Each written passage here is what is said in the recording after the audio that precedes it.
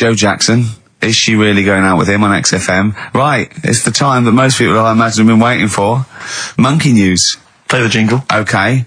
Oh, chimpanzee that monkey news. Right. Come on. Come on. Should be ready, Carl. It's amazing, isn't it? It's like Nicholas Witchell. The bomb. No, that's not the first. Come on! No, it's always difficult, isn't it, to sort of find something that's good each week, right? Last week, we did the chimp. It is for us, yeah. We had the chimps who were running a health spa. Yeah. Right.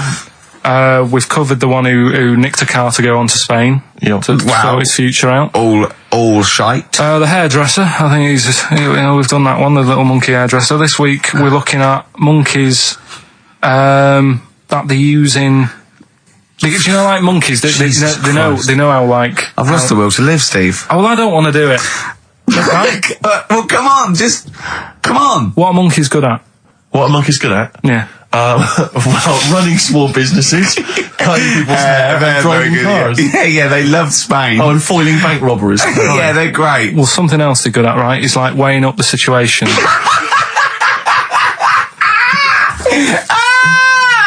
Oh, God! If you stick them in a field with loads of like obstacles on it, right, they're good at sort of, I can get over that, and I climb over that, I'll swing from there to there, that sort of thing, right? Okay. So the people in charge of somewhere, I've thought... somewhere! Come on. I've thought we can use that skill, right?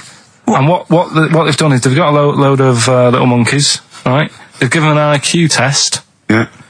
And the ones that score above 80, right? Get to produce this show next week. Join the army. Right. How do they join the army and what do they do? They just, what they do is they set little obstacle courses up for them. They do that. They do a cross-country run. They do, the cross-country run? Yeah. Okay. And then once they've done all that, they make them a little uniform. Made to measure little uniform. Slightly longer arms, shorter legs than usual, yeah. Yeah. And, basically then they start how to use a gun and that sort of thing. Yeah, of course they are. You're talking rubbish again. This came through literally, pretty late on, so... So you've not had a chance to incorporate all the facts, as usual? Just have a look. Right, it's the bit I'm looking for is, well, A, why are they doing it? Why are they doing it? Yeah. Why do we need monkeys in the army? And secondly, why are we giving them guns? I'll just check to see if any of that... I love that we only let gays in recently. Yeah. Talk amongst yourselves. Yeah. Just have a look. I can't read it. There's too much pressure. But it's rubbish. But it's rubbish. They don't get. It's the way that there are things. There are animal cores, right? There are horses. There are dolphins, sea lions. There are lots and lots of animals in the army, but they don't have to pass an obstacle test as such, and they're not taught to fire guns. You straight away assumed that there's going to be loads of squads of men and then just one little monkey in the middle.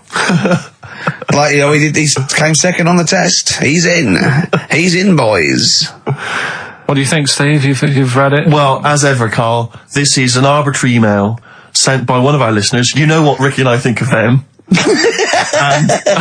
and so we're not really basing this on hard evidence. We're basing it on the ramblings of one of our listeners. Rubbish. Once again, lazy, rubbish, uncorroborated, nonsense. The stupid test that you got wrong. Rick, that sounds like monkey news to me. I wanted to play those adverts for you on XFM 104.9. Well, that's about it. We've had some tears and laughter. I mean, the only real thing that we learned from today's show that's corroborated and is absolutely true is that, remember, Mancunians take off more sick days than any other area, 11 days per year, compared to sort of like 8 Liverpool. And from that we extrapolate, do not trust Mancunians. Well, I'm not saying that. I think that's a bit harsh. I'm saying, make sure you get in writing that they're not going to have more than sort of like the average number of days off per year. Yeah. Or if they start taking loads off, fire them. Yeah. Do you know what I mean? Right, Carl, we've had a good day? We're going to end with a beautiful song, aren't we? Just to show we're all still friends. To Jimmy Webb and his version of Galveston. See you next week, I guess. Bye. Placebo in this picture on XFM 104.9. 8 minutes to go. Let's make it a good 8 minutes, and then we can all chill out. Yeah, enjoy the rest of the weekend. Play the jingle. Chimpanzee that monkey news. Excellent. A particularly aggressive jingle this week. Wow. Yeah, looking forward to this monkey news. Carl. Right. Come on. So, what's her name? What? We've done. Sorry, what? Brilliant. We've done a lot of monkeys who got involved in crime and stuff. Yeah. Right. We had the one on the train station, nicking a bag. Yeah. We had the one who went into a bank. Who cares? Went into a bank and walked out with the money and stuff. Yes. Right. Didn't happen either. Next. But the thing is, you never sort of found out what happened to them. If they sort of got worse, got more involved into crime. Just monkey news update. That would be amazing. Brilliant. What they found out in India is, it's got a prison. It's just for monkeys.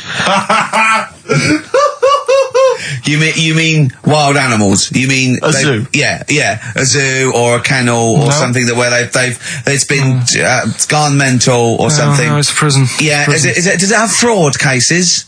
It's mainly sort of animals that are attacked things. Mainly violence, I bet. That's my that and theft. Say it again. Stuff. Theft. Say it again. Theft. Say it again. Robbing. No, let's go back to that word. We're going to keep doing it. We've got 6 minutes. You're going to say the word right before you go to Hastings. Well, do you say it? No, because then you know how to say it. Well, all right, Robin. Caught Robin. Say it again, though. So Who's Robin? Who's Robin? So they've got this prison, right? This is extraordinary. Say it again. No, you're not going to say it? Oh, go on then. So they got a prison for them, right? And there's 11 of them in there, 11 monkeys. Right.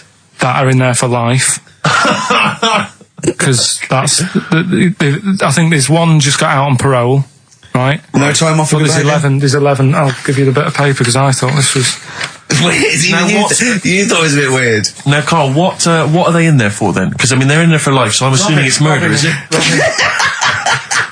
Premeditated murder? They're not crime bosses, are they? They're not... Are they the prostitution and gambling? Are you sure they're not just the pawns and the head sort of like orangutans up a tree going, remember, you don't know me. You're on your own. If I go down, you're all coming with me. You take some of your gorillas down there and sort him out. Oh, the great banana robbery. I wonder if they get them. Right, go on then. Okay, let me see. Now, I don't know what source this is, as ever.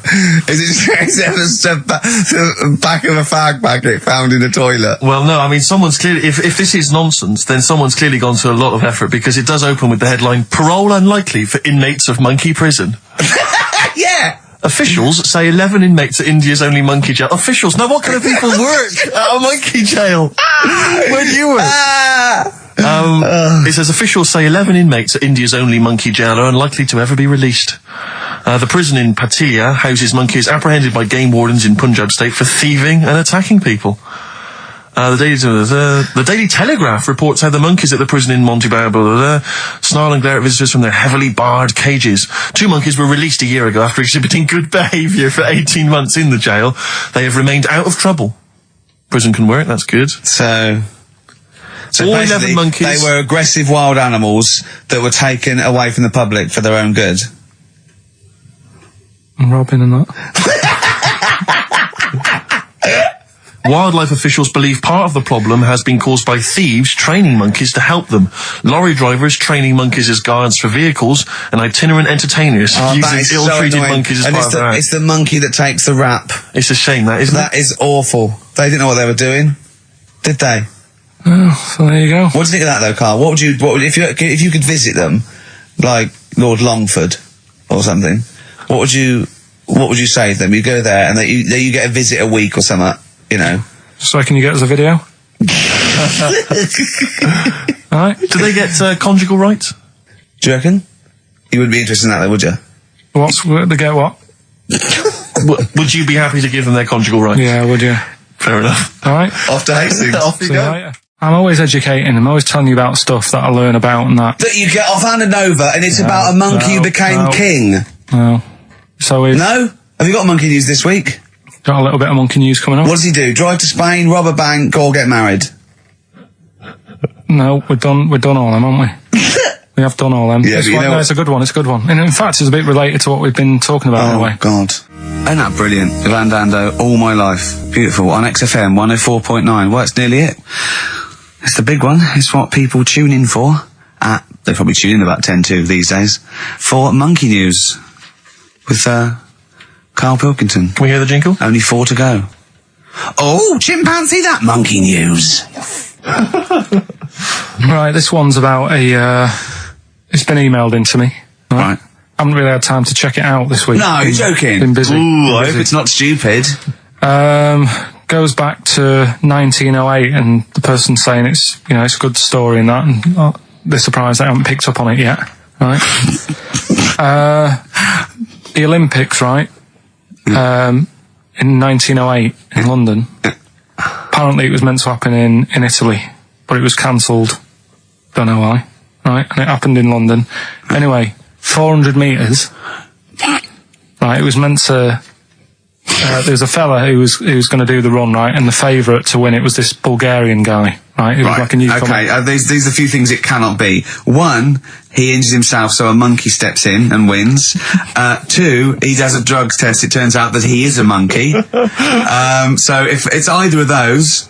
Right, I'm gonna go mad. So anyway, so the fella, right, this favourite, everyone's putting the money on him, thinking, yeah, he's gonna do it. Is he hairy?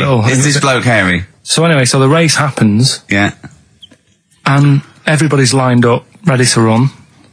And, everyone's saying, yeah, he's gonna win. And suddenly, a bit of murmuring going on, people going, oh, what's going on here? Right. He's eating a banana.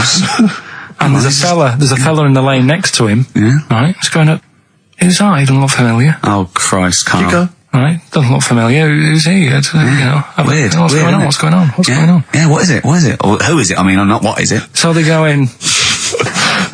So they say, well, he might not be that any good. Do you know what I mean? He might not be good. He might. It's just a bit short. Doesn't matter. He's only 3'6", and he's hunched over on his knuckles. So I didn't realise it was fancy dress. Yeah. So I don't think he's going to be any good. So the race starts. Oh, he's put his finger up his arse. That's weird for runners to do that before a race. It's weird, isn't it? Yeah. Race starts. Yeah. The fella that no one recognises wins it. People go, what's gone on here? Yeah, sure. Do you know what I mean? We had our money on the favourite. What's gone on? Who is this guy? Yeah. Anyway, he stood up there, right? He's looking well happy. Yeah. He's lifting the trophy and everything. Right. Long arms. That trophy's higher than... So anyway... He's only 3 foot, but the trophy's 9 foot in the air with those long arms. I'm suspicious. Go on. They had the picture in the paper the next day. Sure. And everyone's going, yeah, he was fast and everything, but... quite hairy for a run. Oh, I'll tell you Come on. Quite It's hairy for a run. Because ridiculous. normally they shave themselves, don't they, to make them faster. And No. that. How did he manage it? It's really hairy and that. So anyway, he wins the stuff. He walks away with a cup. The people who are in charge of the running, or like the Olympic Committee, look further into it. Turns out it was a chimp. Right, keep talking. No, don't keep talking. Why encourage him? Shut up. This is monkey news. If you can't handle the news... It's news from 1909 and I haven't heard about a chimp winning the Olympics. Right, be quiet. What happened there then? 400 metres, right? Now the thing is... talk shit. The annoying thing was, Ricky. it took so long for the Olympic Committee, right, to find out that it was a monkey. It was going manic. It went into loads of races. It was picking up loads of Oh, shut up! He right. became a celebrity. He was doing endorsements on TV. Don't talk shit. It said he managed to win the same race 4 years later in Athens because How did he get to But it's a joke. They're winding you up, Carl. weird. It's not weird. It's isn't it? right. I do not believe it.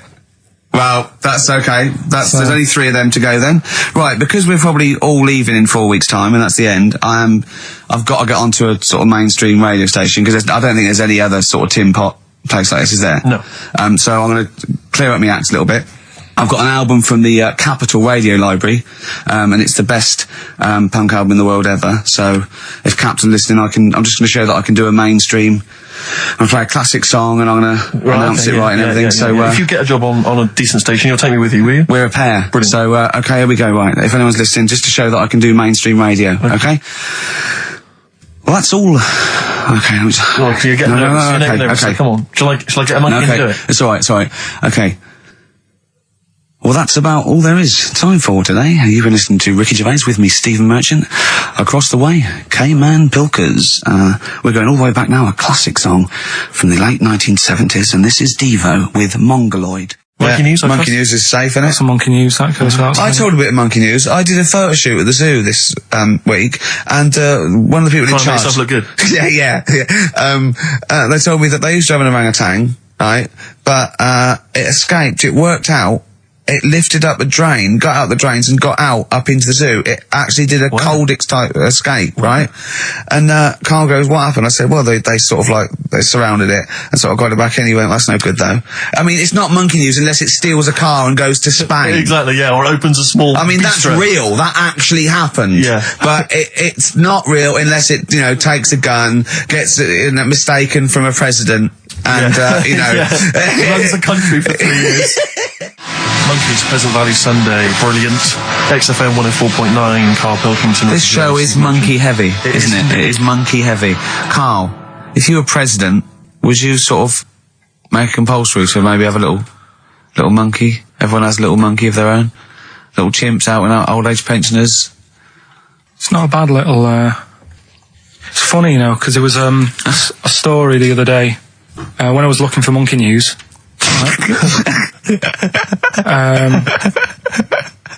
There's a story about a couple who couldn't have any kids, right? There's something wrong with them, but they really wanted a kid, and they got some dodgy email address where they could buy a baby online, right? It was someone who would have a kid, and you could buy it for $3,000 or something, right? Yeah. So anyway, they got one, they got picked, and they're like, brilliant, there's the money, got the baby and everything. They were loving it,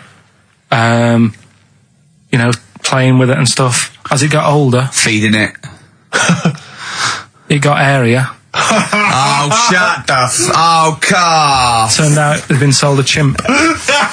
You maniac, you stupid mank twat. Don't talk shit. That is as if what? Didn't know it. Oh, don't talk. Are you mental? You stupid. That didn't make it into Monkey News. I know. Yeah. It's a bit sad though. We don't like to bring the feature down. Yeah. But and how long was this? It got area. They're born hairy. They're not born like humans. Then develop hair because they go, hold on, we better get the chimp stuff kicking in now because we're in the jungle. School photograph. They were like, hang on a minute. He looks a bit weird. Oh, you are just the rubbish. Mad, innit? Mad, innit? Imagine, oh, God. Just imagine if he was in charge. We did put him in charge of the country. Terrifying. Wouldn't that be amazing? Let him run the country. Just for a week. Or the mayor. What would you do if you were the president or the Lord Mayor of London or the Prime Minister Karl? I wouldn't do it like he's going to be offered it. David Bowie, Sorrow, on XFM 104.9. Nearly there, but, we're working our way up to the grand finale. The bit where Karl spouts absolute nonsense from a dodgy source on the internet about a monkey who did something impossible. Let's cue up the jingle. Hang on. All right. Perfect. Oh, chimpanzee that Monkey News. Right. Let's have a look. This one's from some woman, right? Yeah. And she was taking part in the London to Brighton bike ride, right? Lovely day, weather's good and everything. What year? She's just a couple of months ago. She's done all the training, right? Done all the training and stuff. Got a brand new bike for it. Got a little puncher outfit and stuff, all set for the day, right? It's a nice day. She sets off. They all start pedalling and that on the way to Brighton, right? So she knows the route and that. Got a little headphones on, cycling along. Suddenly, right, okay, I'll stop you now. If a cyclist overtakes her and it's going really fast and it's sort of hunched over, but it's got like lots of cycling gear on and a helmet and goggles, and they can't tell what it is, but they just know it's like a little hairy fella who hasn't bothered shaving his legs, which is weird, isn't it? Because cyclists usually shave their legs, and this bloke had really hairy legs. But and it won. They gave it the medal. It won 3 years running. They gave it the key to the city. It had its own game show, and then someone said, "Hold on, though, this fella's all hunched over and he's only 3'5" and his arms are longer than his body. It's a chimp. If it goes anywhere near that, we're never doing it again." More Monkey News next week. She's cycling So along. anyway, she's cycling along, right? And this tricycle. I couldn't predict that. There's always one element you can never anticipate. Yeah. A kiddie's tricycle with a little kid on it. Little hairy kid with a helmet. Okay, just go on then. The tricycle comes Whizzing past, yeah. thing. Strong legs, and James. So she's thinking but didn't get a chance to see the thing. Oh, yeah, couldn't quite see the cyclist. You bald mank git. Go on. Yeah, research scientist Karl Pilkington. So anyway, she gets to the end line, right?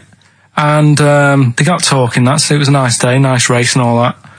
So did you see a little thing on a tricycle? Thing? Well, a person, surely, just a human. Did you see that? No. Did you see that bloke on the tricycle? So anyway, turns out... Yeah! Well, what did you say thing? Well, no, wasn't that suspicious? I mean, what did you say? Did you see that fellow on a tricycle?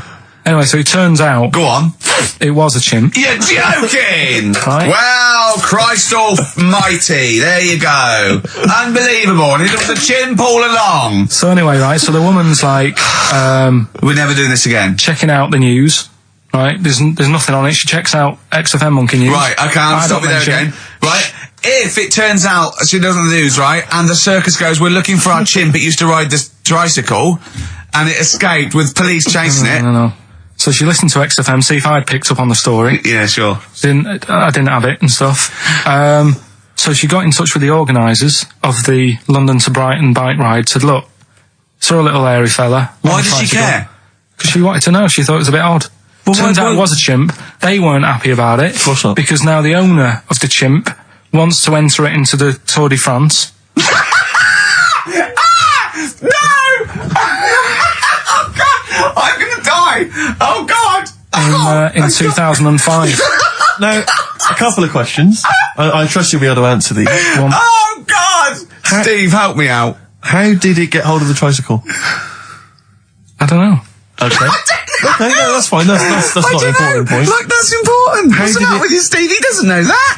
How did it know well, firstly, how did it know which way to cycle, but more importantly, how did it know there was a major bike ride on Just following the crowd, Steve. What's the matter with you? The owner of it had trained it and stuff. No, he hadn't. It had already done the run beforehand, before the big day. No, it hadn't.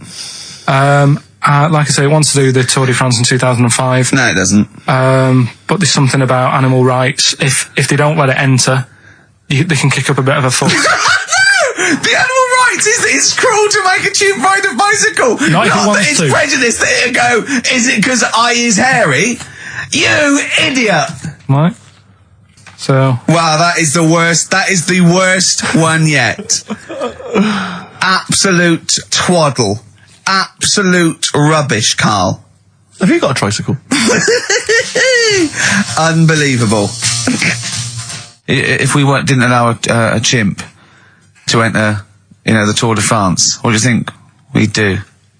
Who's going to stop it? Do you know what I mean? Who's going to stop that? I mean, you're asking me if I'd be president, what would I do? Yeah. That wouldn't be high up on the list to sort out. I'd say let the kid have a go. Do you know what I mean? Let him have a go in the race. What harm is it doing? Not a kid though, this is a chimp. Well, do you know what I mean? Can I also just remind you of something else we've learned today? Go on. This is from the listeners. Turns out Chris Moores is a bit of a prick. See you next week. Yeah. Oh, chimpanzee that monkey news. Okay, monkey-related news from Karl Pilkington. Right. Do you know the monkey that went into space? Yeah. Yep. It happened in 1958. Right. Now you know that. Yeah. Yes. What did he do next? What he did the do monkey do next? Yeah. One appearance on Celebrity Squares and it was forgotten. Right. Yeah, cut a novelty record. Yeah, just like Rick Waller. I'll tell you what happened. He got back and all that. He got back. Heroes welcome. NASA sort of said, you did a good job. And that's where a lot of people think it all ended. Sure. Yeah. But NASA were like, well, hang on a minute. We spent a lot of time. We've trained him up and stuff. So he's like, he's saying, sure, I've learned a lot. I've still got it all. I've kept it all. I know what to do. So they said, right, we'll use you. So he turned into like a bit of a trainer at NASA. We want to send you out on the top of an organ. yeah. Put on this little bellhop outfit. Can you smoke fags? Yeah. I'll have a go. So they were getting in new monkeys. you know, the main man at NASA was saying, can you teach these the same? He's going, of course I can. Do you know what I mean? I remember it all. I know what's going on. I'll tell him what buttons to press, what to do in emergencies, that sort of thing. It was technically sort of employed by the army. Right, can I just fit in here? I don't know the story, Carl, and I might embarrass myself here. You've got an army of people out there that will probably send me an equally deranged email from a different website, but I'm pretty sure when they sent the monkey into space, it was to monitor his physiology. He didn't press any buttons or learn to dock or take off. It was just the effects of weightlessness and space on basically a primate. I'm pretty sure he was tied in with electrodes to his head.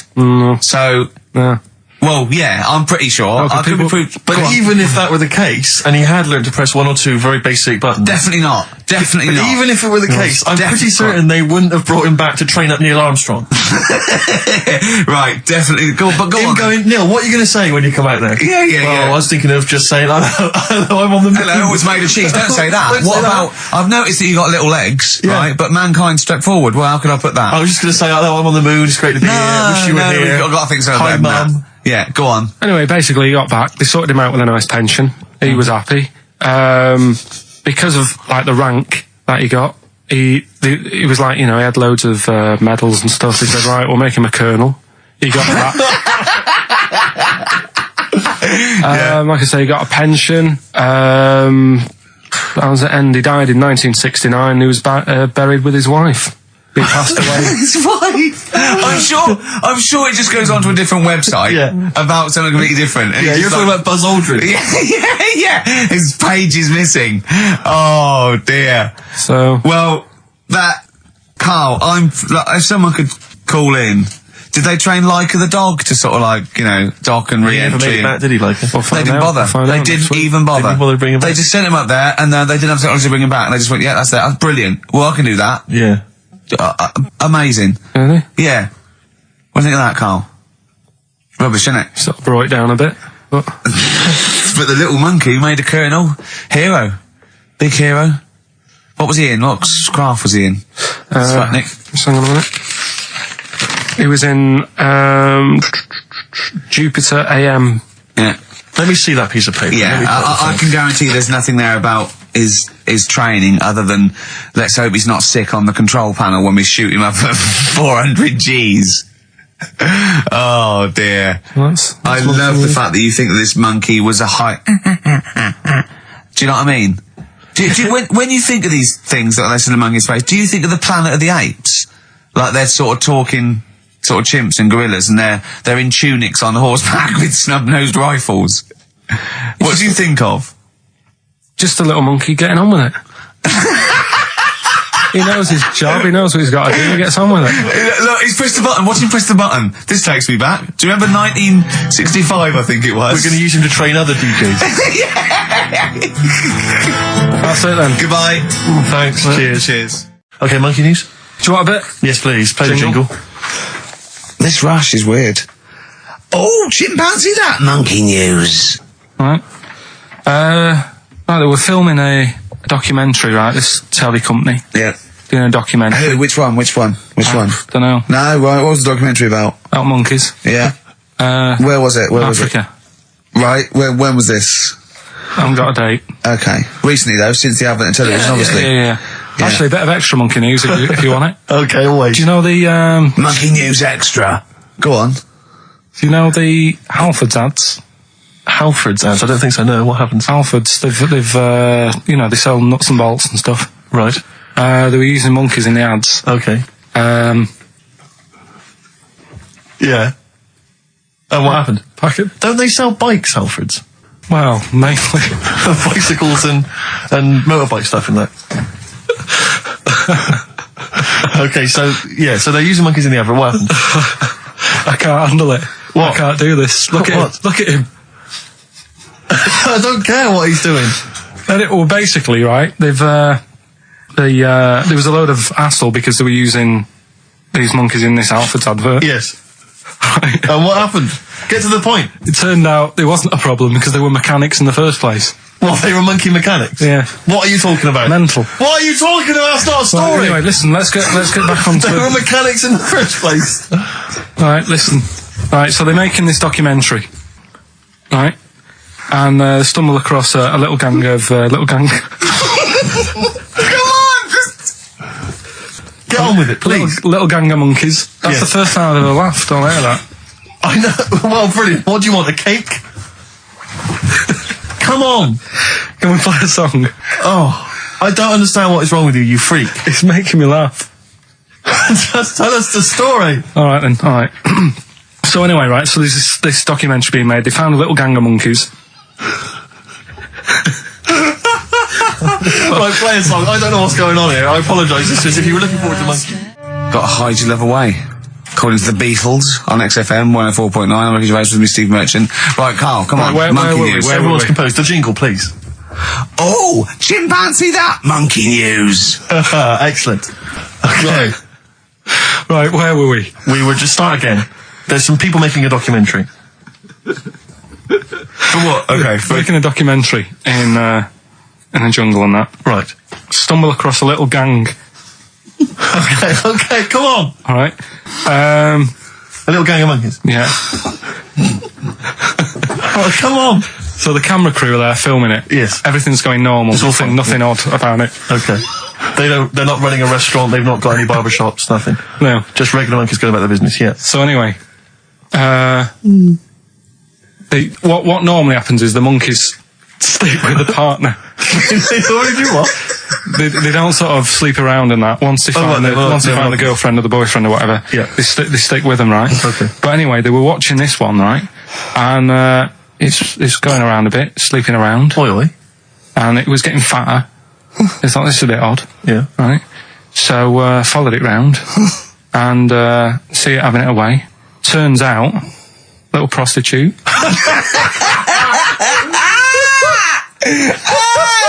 Oh, God! It's a little monkey prostitute. And it was getting fatter because it was charging them bananas. What a load of old rubbish. It's charging them bananas! What was it, a boy or... It was a... Woman. Little woman monkey. That's the most extraordinary monkey news I've ever heard. Oh! That is genius! Has this documentary been televised? I don't think it's been on yet. No. And that's all the information you've got? Yeah. And is that's one banana for everything? Now, half a banana is for... Just oral. A paw job. Right. If you want full-blown monkey sex, it is 2.5 bananas. Sure. So, let's just play a song. let's just play... All right, well, this is our penultimate show, so we're back next week. We're going to make it a barnstormer, I'm sure, lads. I want 100% behind it, 110% next week. All right, none of this giggling, none of this infantile giggling, like two schoolboys. Right. All right, we're going to come back, we're going to have some quality monkey news next week. We're going to have all kinds of treats, I would have thought. Okay. Some great prizes. All right, are we okay? Yeah, best show. Let's make next week the best show ever. Good luck. If you miss it, then you miss out. We're ending with a track from a couple of years back. I think it was 92, 93. Dinosaur Jr. Start Chopping. Play that. Start playing. Forget start chopping. Start playing. All right. All right. See you next week. Yeah.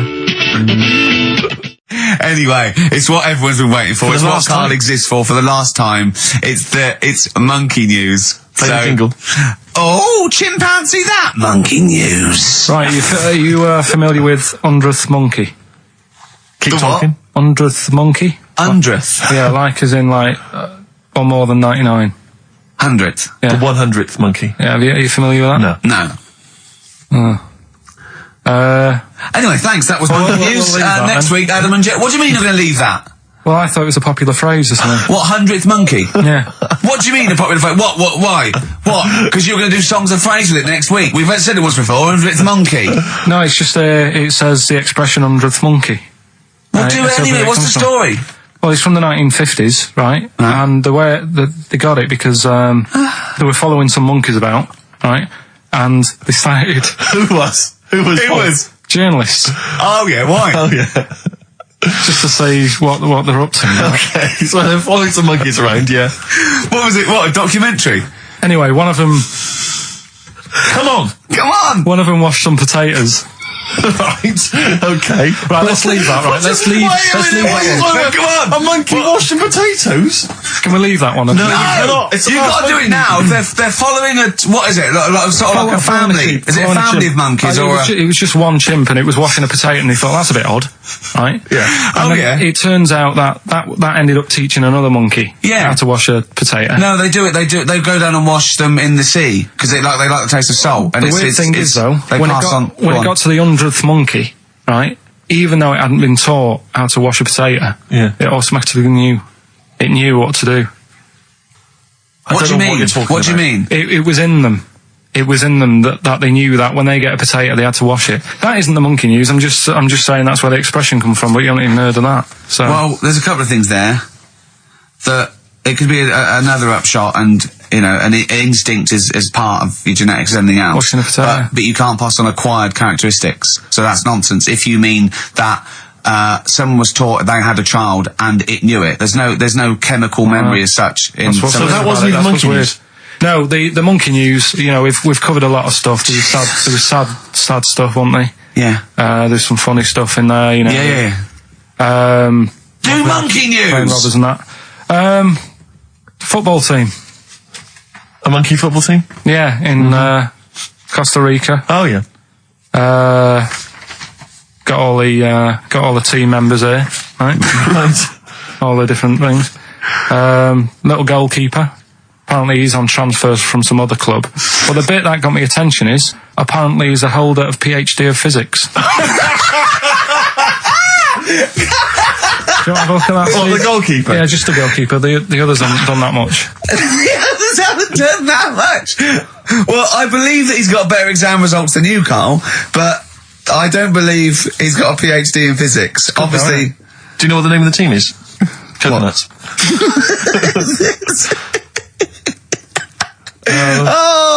So if the Telegraph are listening, that is the sort of quality entertainment you get.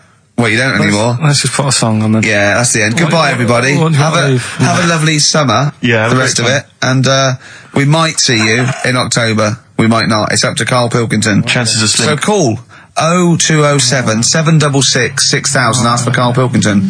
Or email him. What's this? This is Tim Buckley to end with. I think you'll enjoy this. It's called Once I Andrew Was. Phillips. Call Andrew Phillips.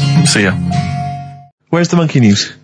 It's been a bit quiet, hasn't it? I've been... What, in the last 3 months? Okay, there was something that I found last week about one that was in an old people's home.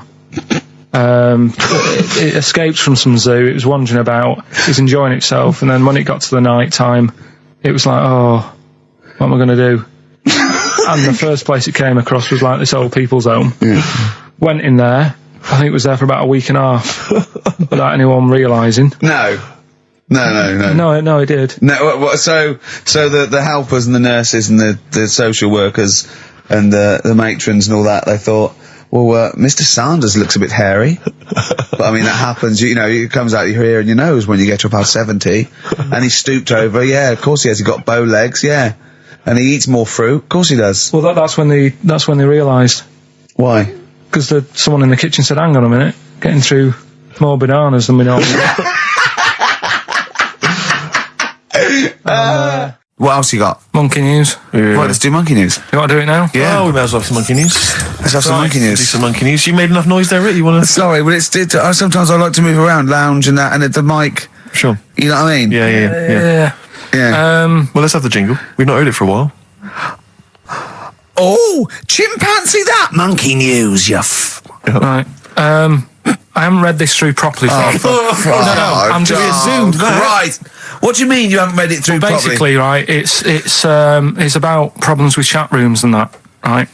A lot of people, it's like the new way of meeting people and that, in it now, chat rooms. You get on there, you can have a chat. If you say someone was having a meeting with someone, they wanted to meet. Right, okay. Please don't preempt it. Right, there is not an animal in the world that can operate and understand. Do you want to know the story? You said did they get married? It was 3 months later, and she realised, there's a lot of bananas gone from my fridge. I want a divorce. This is what annoys me. Bobo. You say that monkeys can do Shakespeare if they're given the time. No, That's not it. Let's not get into the whole It's a Shakespeare and philosophical monkeys. conundrum. Please, let's not get into that debate again. We'll It's be here all about night. it's about Right, so infinity. this one then. Oh. So this chat room, right? And the thing is, with chat rooms, you have like a big boss who's looking over it and making sure nothing dodgy is going on. Right. Right, so certain keywords come up and Who's that, sort Dr. of thing. Zayas? Right. So anyway, they were looking over it, trying to look for dodgy stuff, but they kept coming over like really strange things. Like instead of saying, "Do you want to meet in a restaurant or bar?" Right, it'd be like, Do you want me in a tree? "What tree do you want to meet?" Right, okay. Are you shooting off? That's the end, yeah. I'll see you later, Seriously, mate. 'cause that's gone. I'm just going to listen to the end of it anyway. You're an idiot. You're an idiot if you believe that shit, honestly. No, I'm just telling you what's online. Let's hear the rest of it. How you're nearly you're ill. You're nearly okay. Well, I don't know the PC term for this, so I really apologise. You're nearly retarded in some aspects. Instead of sort of saying wear something sexy, they'd say make sure you bring plenty of bananas. and Right, stuff you're like that. talking absolute. Okay. Are you making up the monkey news now because you can't find it anymore? And instead of saying, should we get married, they're saying, how swollen and red is your arse? Do you wanna You look? stupid fool. No, that was me. Mark Ronson and Ooh-wee on XFM. Well, what a great show. We've had... Informative. It's been fun. We've learnt some, haven't we? Yeah. What have we learnt? All sorts of stuff. We've learnt that Carl is an idiot. Yes. That he believes that monkeys can get on That's more of a confirmation of It really, something we already suspected. We always suspected it, but that's... I just read a little email from someone who just said that in Northern Ireland there is a town called Muff. Is there? Yeah, it's worth knowing. Yeah. What else we learned? Monkey news. No one's got anything like monkey news on radio, have they? Think of that as a boast. Yeah. No one has got anything like this gout. Yeah. You call that a boil? Look at that and look where it is. Yeah, exactly. Brilliant. But that's how proper DJs fill up their time. They don't talk about monkeys and and all that kind of drivel. Oh, do you think monkeys are drivel, Carl? We'll still be doing a bit of monkey news. It doesn't matter how much you have a pop at it. It's coming up in a bit. Yeah. Got some good stuff this week. I know it's been a bit dull last 2 weeks. Well, no, it's not been dull. It's been totally untrue. As ever. Bordering on the impossible. I mean, monkey dating, saying, what tree are we meeting in? You believe that sort of drivel. So, I mean, oh, God. Jonathan Ross told a story about a chimpanzee once. It was about, but it was about how it escaped from the zoo and it jumped on a bus. Right. Okay. Interesting. Funny. I did that one. But it's possible. Is there possibility in that one being true? I did that one. I think you said something like he drove the bus or he was conducting it. Or I collecting think you fares. said he took it to Spain. Do you see the difference? It's that little stretch of credibility that means it's all shite. How is Jonathan Ross? All right. Is he? I wondered how long it would take before his name popped up. Have we got monkey news? Have we left monkey news behind? Monkey news, come on! What happened? You can't offend monkeys. I'll tell you what is annoying. Steve's told me about a film that is about a monkey going off with a woman. The Charlotte Rampling thing where she... It's a film called Max Mon Amour. Yeah, she has an affair with a monkey. Go on. Yeah. Oh, what happened? You wouldn't like it. We can't go into You it. wouldn't like it. You wouldn't like it. It's not like it's weird and you wouldn't... Carl, it's not like a nature programme where he wears a bowler hat and can talk. Okay? The nature programmes that you seem to see. Yes, I'm trying to think. I haven't seen that one. No. Yeah. Come on. Do monkey news. Well, monkey news this week. Play the jingle. Oh, chimpanzee, that monkey news, you Right, it's about this monkey that was knocking about in the 1950s. Right. It was known in the sort of LA area, right? And apparently, again, I haven't really checked all this out. I've just picked up bits that look interesting. Yeah. Wore a golden mask and like a cape and a leopard skin belt and stuff, right? So people didn't know that he was a monkey. Of course they didn't know, yeah. They thought it was this bloke who's going around and he was helping out crime situations and stuff. Right, you're an idiot. So this disguise, that you see a 3'6" bloke with arms the length of his body. No, but that's the funny thing, right? They sort of thought, it's a bit odd, he's stocky, yet extremely flexible. Yeah, and hairy, because he only wore a white mask and a belt. And a distinctive jawline and stuff. And then Right. apparently, like, he used to sort of get to his... Nothing we say gets through, does it? You've decided you can Just picture telling this you, just monkey telling going you around what's going solving on. crimes, and it's telling you. Let him finish the story. Time's running out. So it sort of get to its crime by, like, swinging from the trees and Of course stuff. it would, right? yeah. But people just thought it's a normal fella. of course. Then what happened was This is the bit that's going to annoy me, isn't it? he helped some fellas out, like, you know, and for a reward, they were like, do you want some money? You know, you've helped save our lives during a crime and stuff. Do you want some money and that? And he just went straight for the shopping bags, got a couple of bananas and apples, right?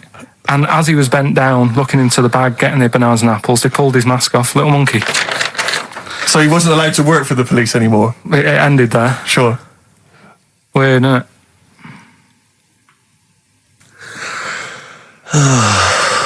Rick, can I tell you the meaning of One Flew Over the Cuckoo's Nest? Yeah. Can we never speak of monkey news again? Yeah. It comes apparently from an American children's nursery rhyme. 1, 2, 3, 4, 5, 6, 7. All good children go to heaven. Some fly east, some fly west. Some fly over the cuckoo's nest. Brilliant. Now, thanks to Ian for emailing that. And shall I give someone the prizes? Yeah. Phil Corbett, there you are, that's the first one I've pulled out. He correctly guessed that it was E. It was an E that Karl got in history. The only qualification he's got, and it's an E.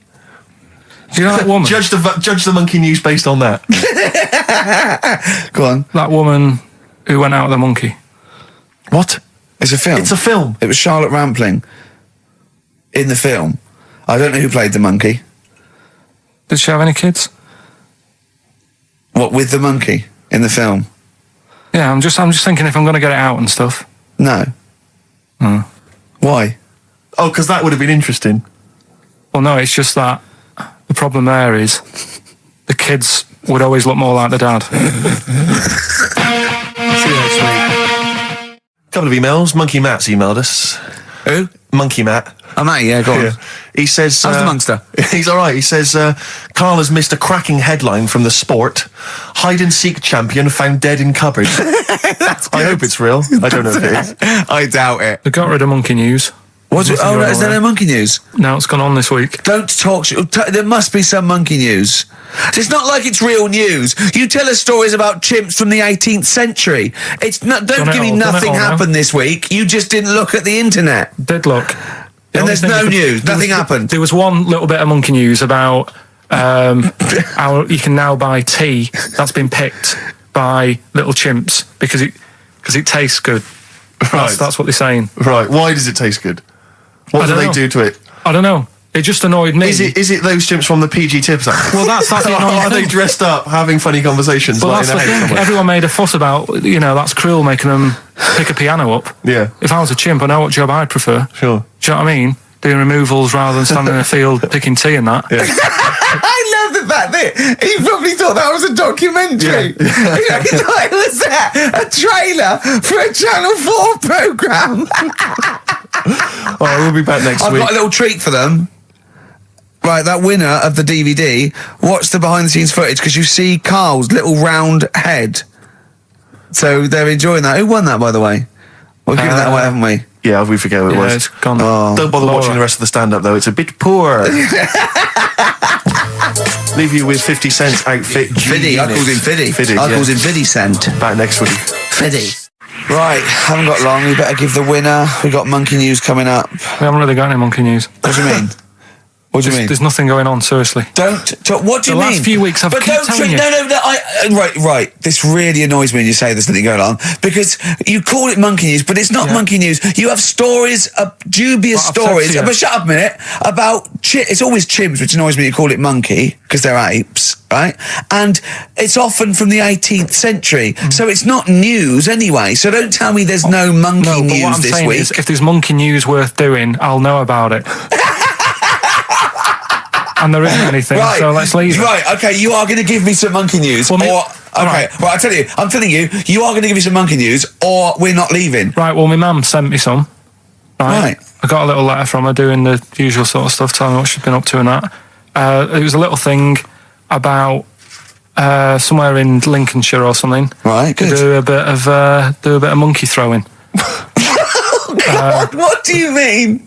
Because some fella got attacked by one once, and sort of to remember him, on this certain day, they go, It was today, wasn't it? And that fella got attacked by a little monkey and that. And the something about chucking monkeys about. That's horrible. I don't know if they're real. I think it's just like to remember. All right. But that's the only sort of stuff that's knocking about out there. But it's not. That's not. I've got my mum and dad on it, looking all the time for stuff. There must be more monkey news than that. There isn't nothing. I mean, there's bits and pieces. There was a bit about Donna Rare, how when she has a kid, she's going to let a gorilla look after it for a week or something. But apart from that, it's dead out there. True. Well, I don't know what that means. She's well, that's it. Apparently, well, it's not true. She's not going to let a gorilla look after a child. No, it is. Apparently, a fella works with them or something, and this is rubbish. It's not rubbish. How can she let a gorilla look after a baby for a week? Well, forget it. Sorry, have you ever heard her speak? Placebo, The Bitter End. That's the first single to be lifted from their forthcoming album, Sleeping with Ghosts, which you can hear in full on the XFM online listening posts. I'm Ricky, you cheeky little devil, Gervais. With me, Steve. All right, ladies, what can I get you to drink? What, you think I'm made of money? I meant half a mile or something, merchant. And Karl, oh, I'm stressed. If it's too hard, I don't want to do it. Pilkington. Indeed.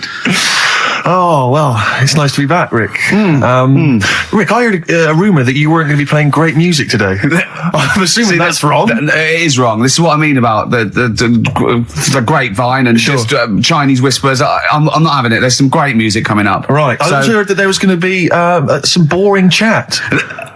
Sorry, it's that. Well, I want names. I mean, I don't want to name names, Rick, but that's the gossip I heard. It's totally wrong. I heard it was going to be inane, ill thought out, often stupid. No, Carl's not going to talk so much this week. We're going to try and sort of bring it back to real radio. So that's an absolute lie. Yeah. Great. Good. All right, Carl, had a good week. Yeah, not bad. Have you? Going on holiday now, aren't you? Well, I will be doing later. Tell you about that later on. What? There's a hook. Can I just check? Because there are rules in place, aren't there? Yeah. There was a big bust up in the week. I'm only allowed to wind him up. I'm not allowed to wind him up socially now. I'm not allowed to. What am I not allowed to do socially? I think squeezing the head.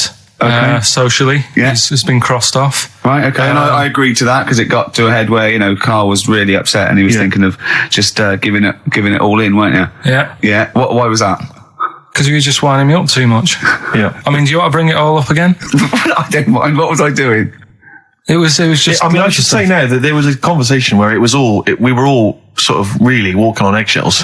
It was frosty. It was a conference call, and Carl was on one end. And I'll tell you, I was very much a media. I was very much a UN mediator.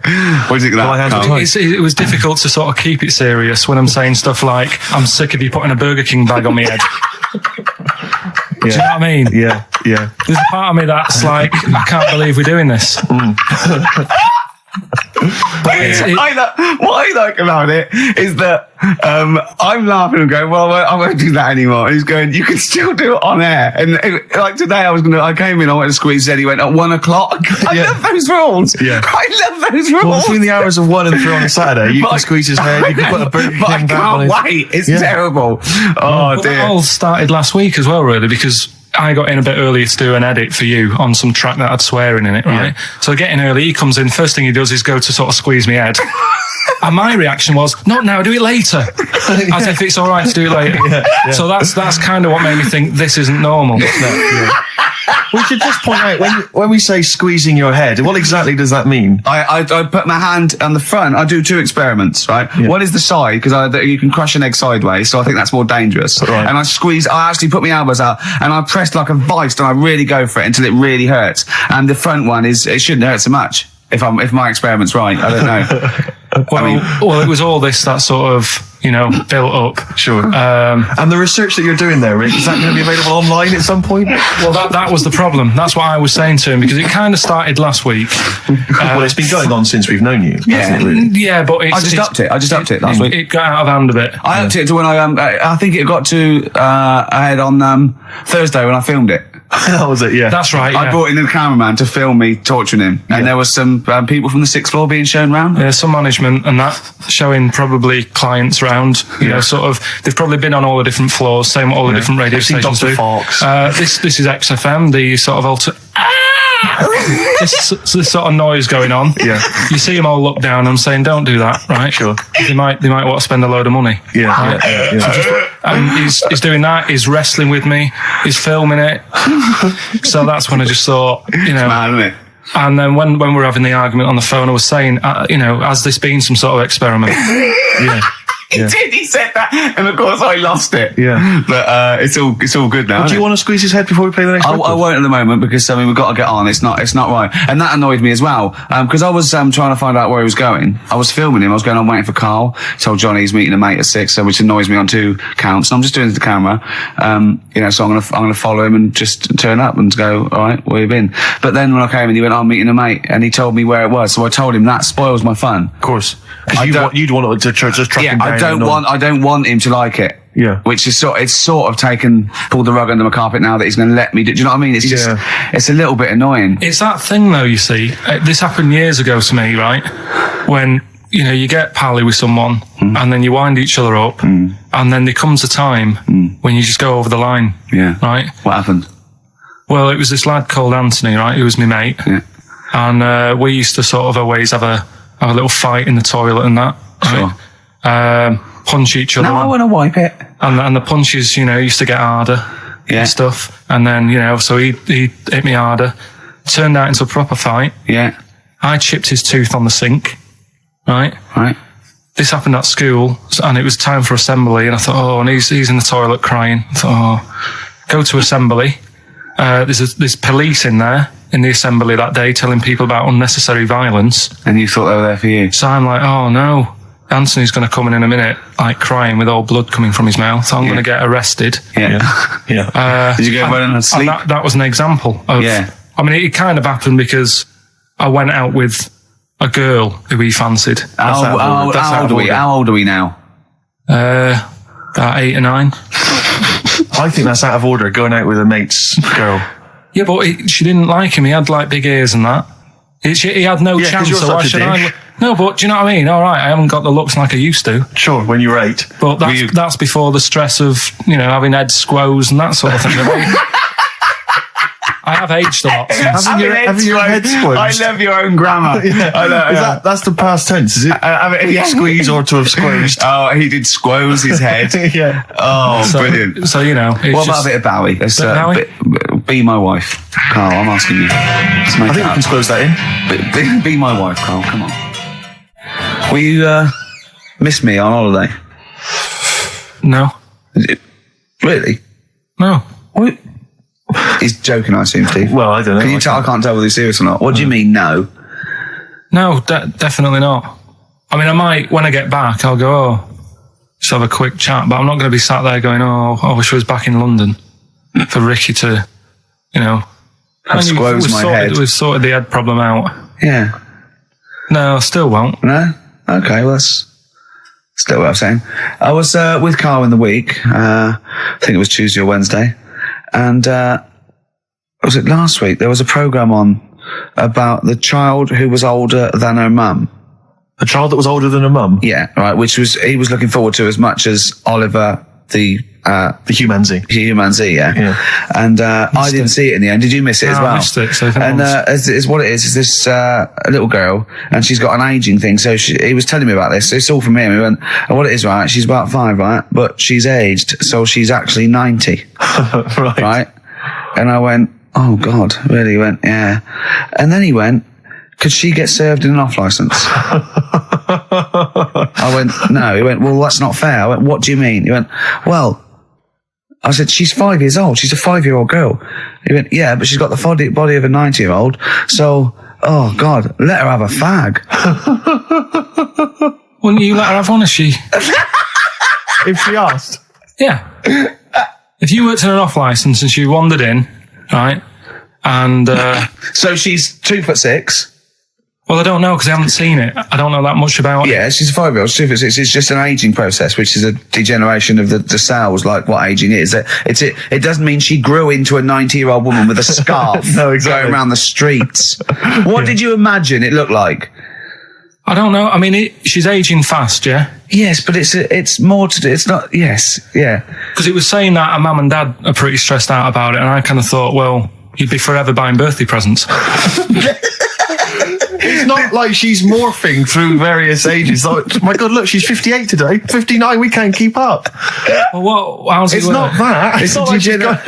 It has the same effect as aging on the body. So at a cellular level, there's a degeneration as quick as if she'd gone through. I don't know. I got this from you. I'm guessing, Carl. It's not like she's watching Top of the Pops one week and she's loving it, then the next week she's going, I can't understand what they're saying. It's not like music it's all in my bland day. dance. I remember when I was 4.5. They were real bands. Now, that S Club 7 were excellent. Yeah. But what's this tripe? S Club. But she wants a fag. She's 5 years old, Carl. But she's got to experience everything in a short spell of time. Do you know what I mean? You've got time to sort of... I think you're thinking of her life like that Fatboy Slim video, where it starts off as something crawling out of the sea and then it evolves really quickly over 3 minutes.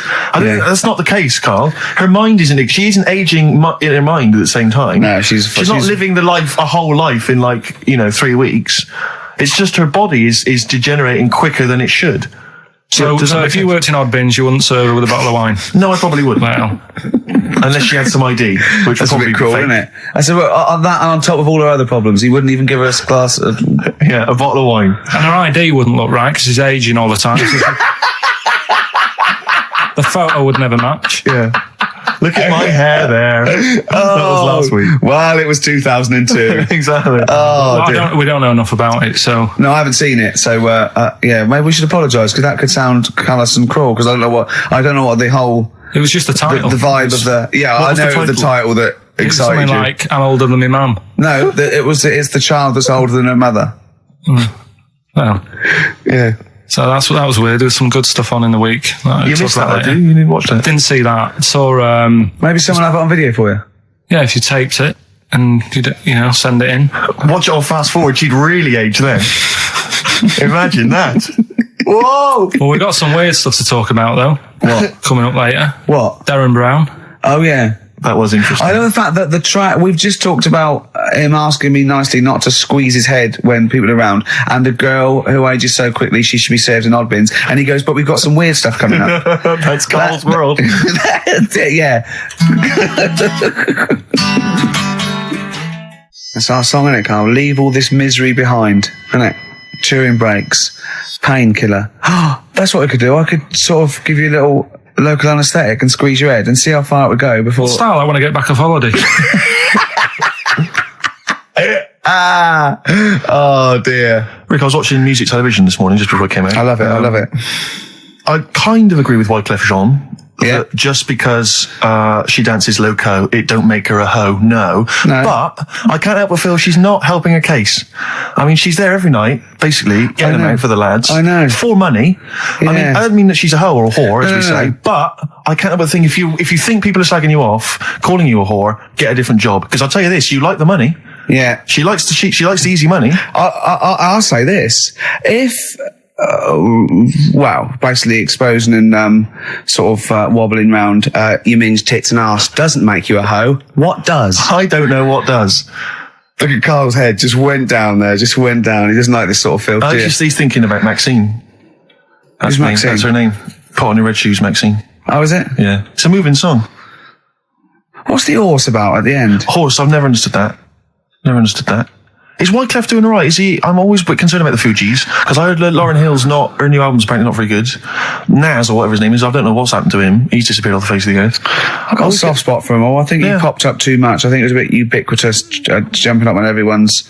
He's a funny bloke as well. Wyclef, He's a lovely man. He's a good guy. Good luck to all the Fugees. if they're listening. Good luck to all the lads from the Fugees. Any other bands you're concerned about? Hepburn. What the hell? What has gone wrong with Hepburn? Oh, it does make me worry.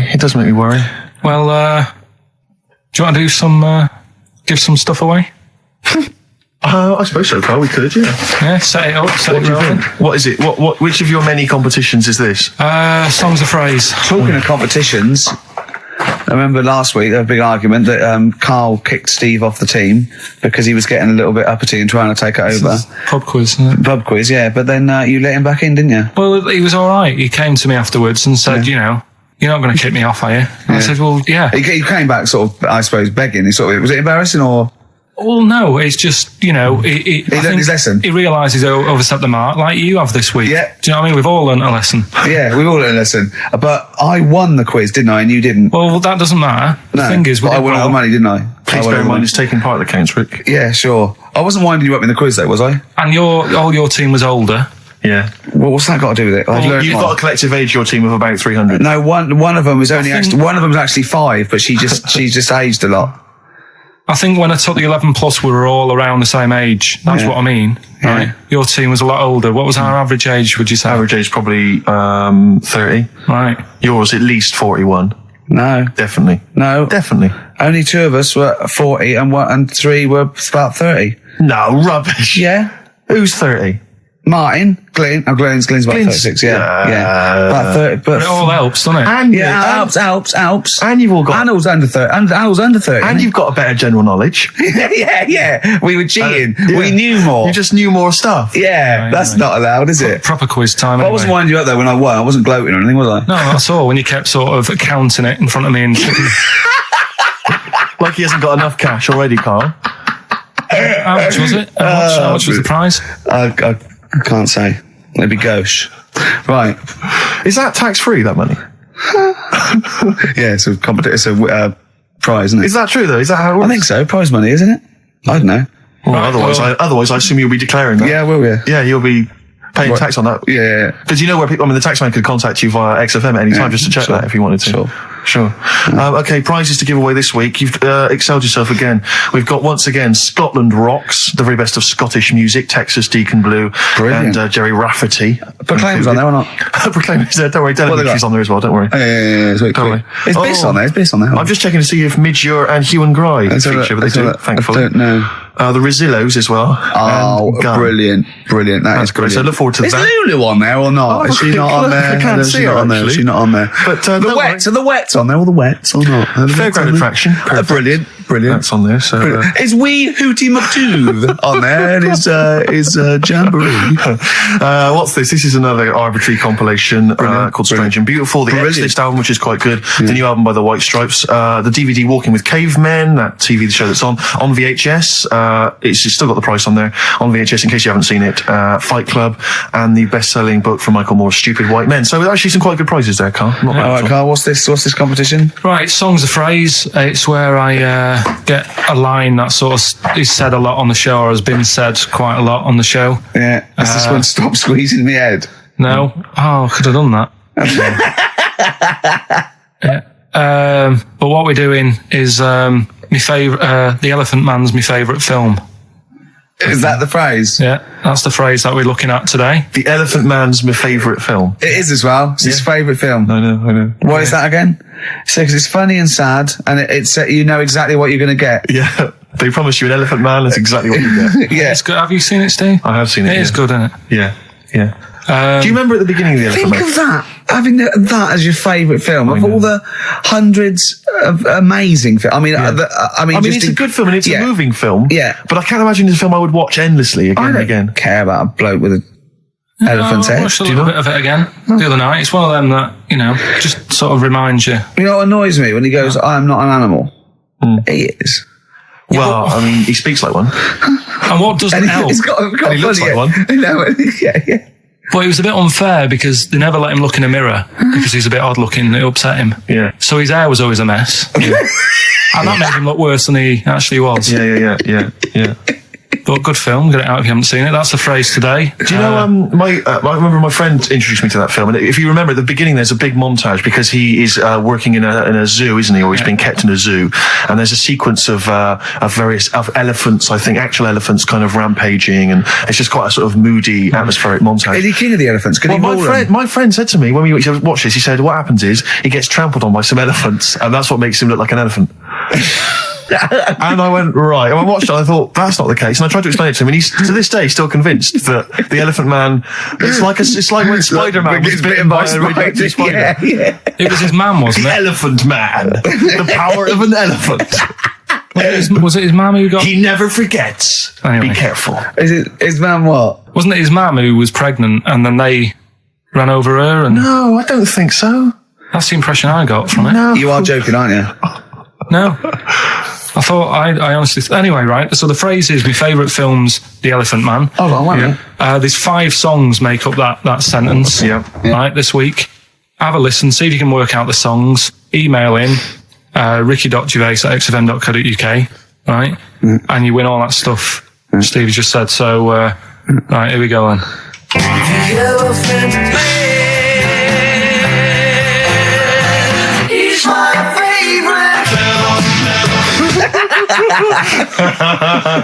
That was nicely done. Genius. Right. Let's hear it again. Here we go. The Elephant Man, he's my favorite. 5 songs there. The Elephant Man not is so hard, my favourite film. Well, I thought we'd make it a bit easier. Make it a bit easier, yeah. Just one more. The Elephant Man,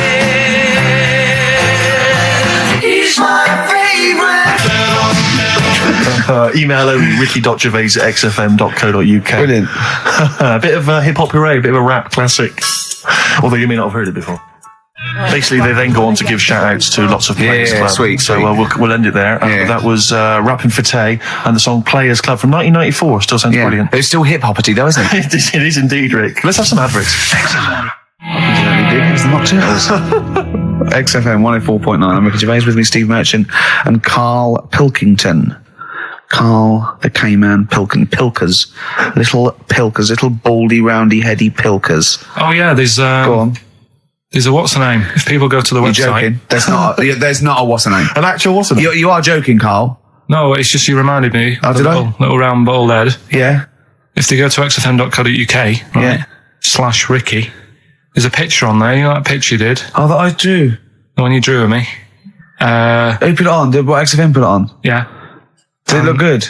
Can you get into it? I'll have a look. Yeah, I'll have a look during the What is it? xfm.co.uk /Ricky. Right. And there's that little picture and people can sort of put bids in and the money goes to, me, I assume, as I drew it.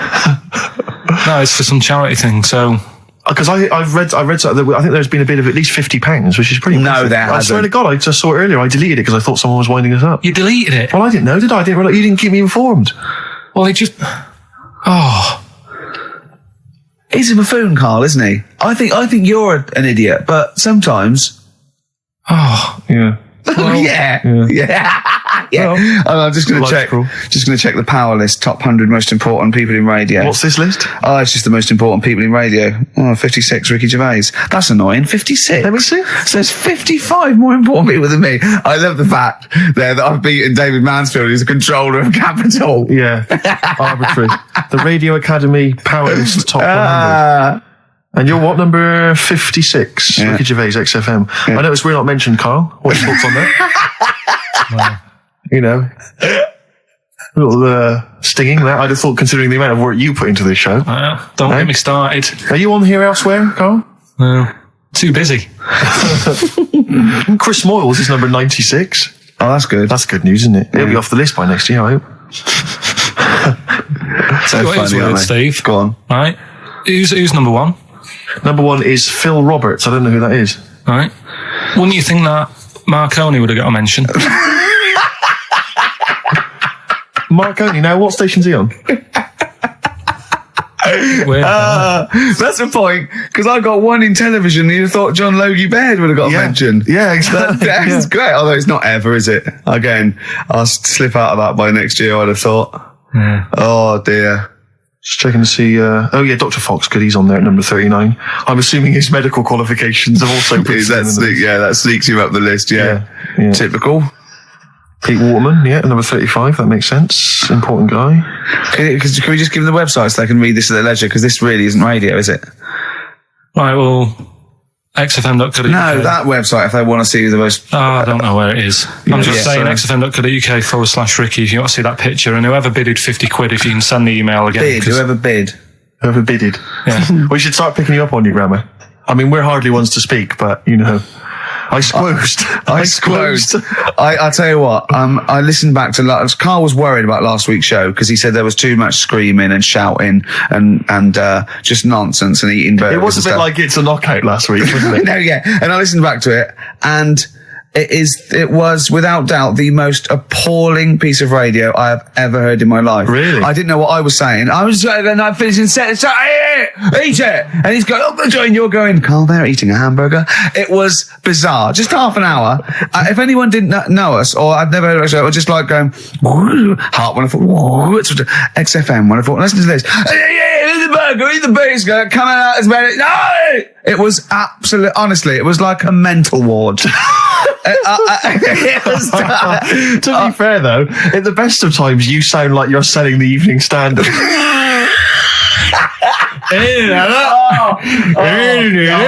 Oh God! Oh, we should have the worst bits available. Should we? Just the worst bits of broadcasting ever. So where I didn't finish a sentence, or I was just shouting, or a record. I mean, it was swear word slips out, and just put them all on a CD. Like like Panky put out the best of his phone calls. Exactly. Yeah. Yeah. I haven't got that. The worst radio show in the world ever. Yeah, no, that's what I call bollocks. Yeah. All right, calm down. That's Shit. just cheapened it. Oh, now once Sorry, play a again. record. Oh, tits. Good to see those boys still rocking. That's AC/DC. Shook me all night long.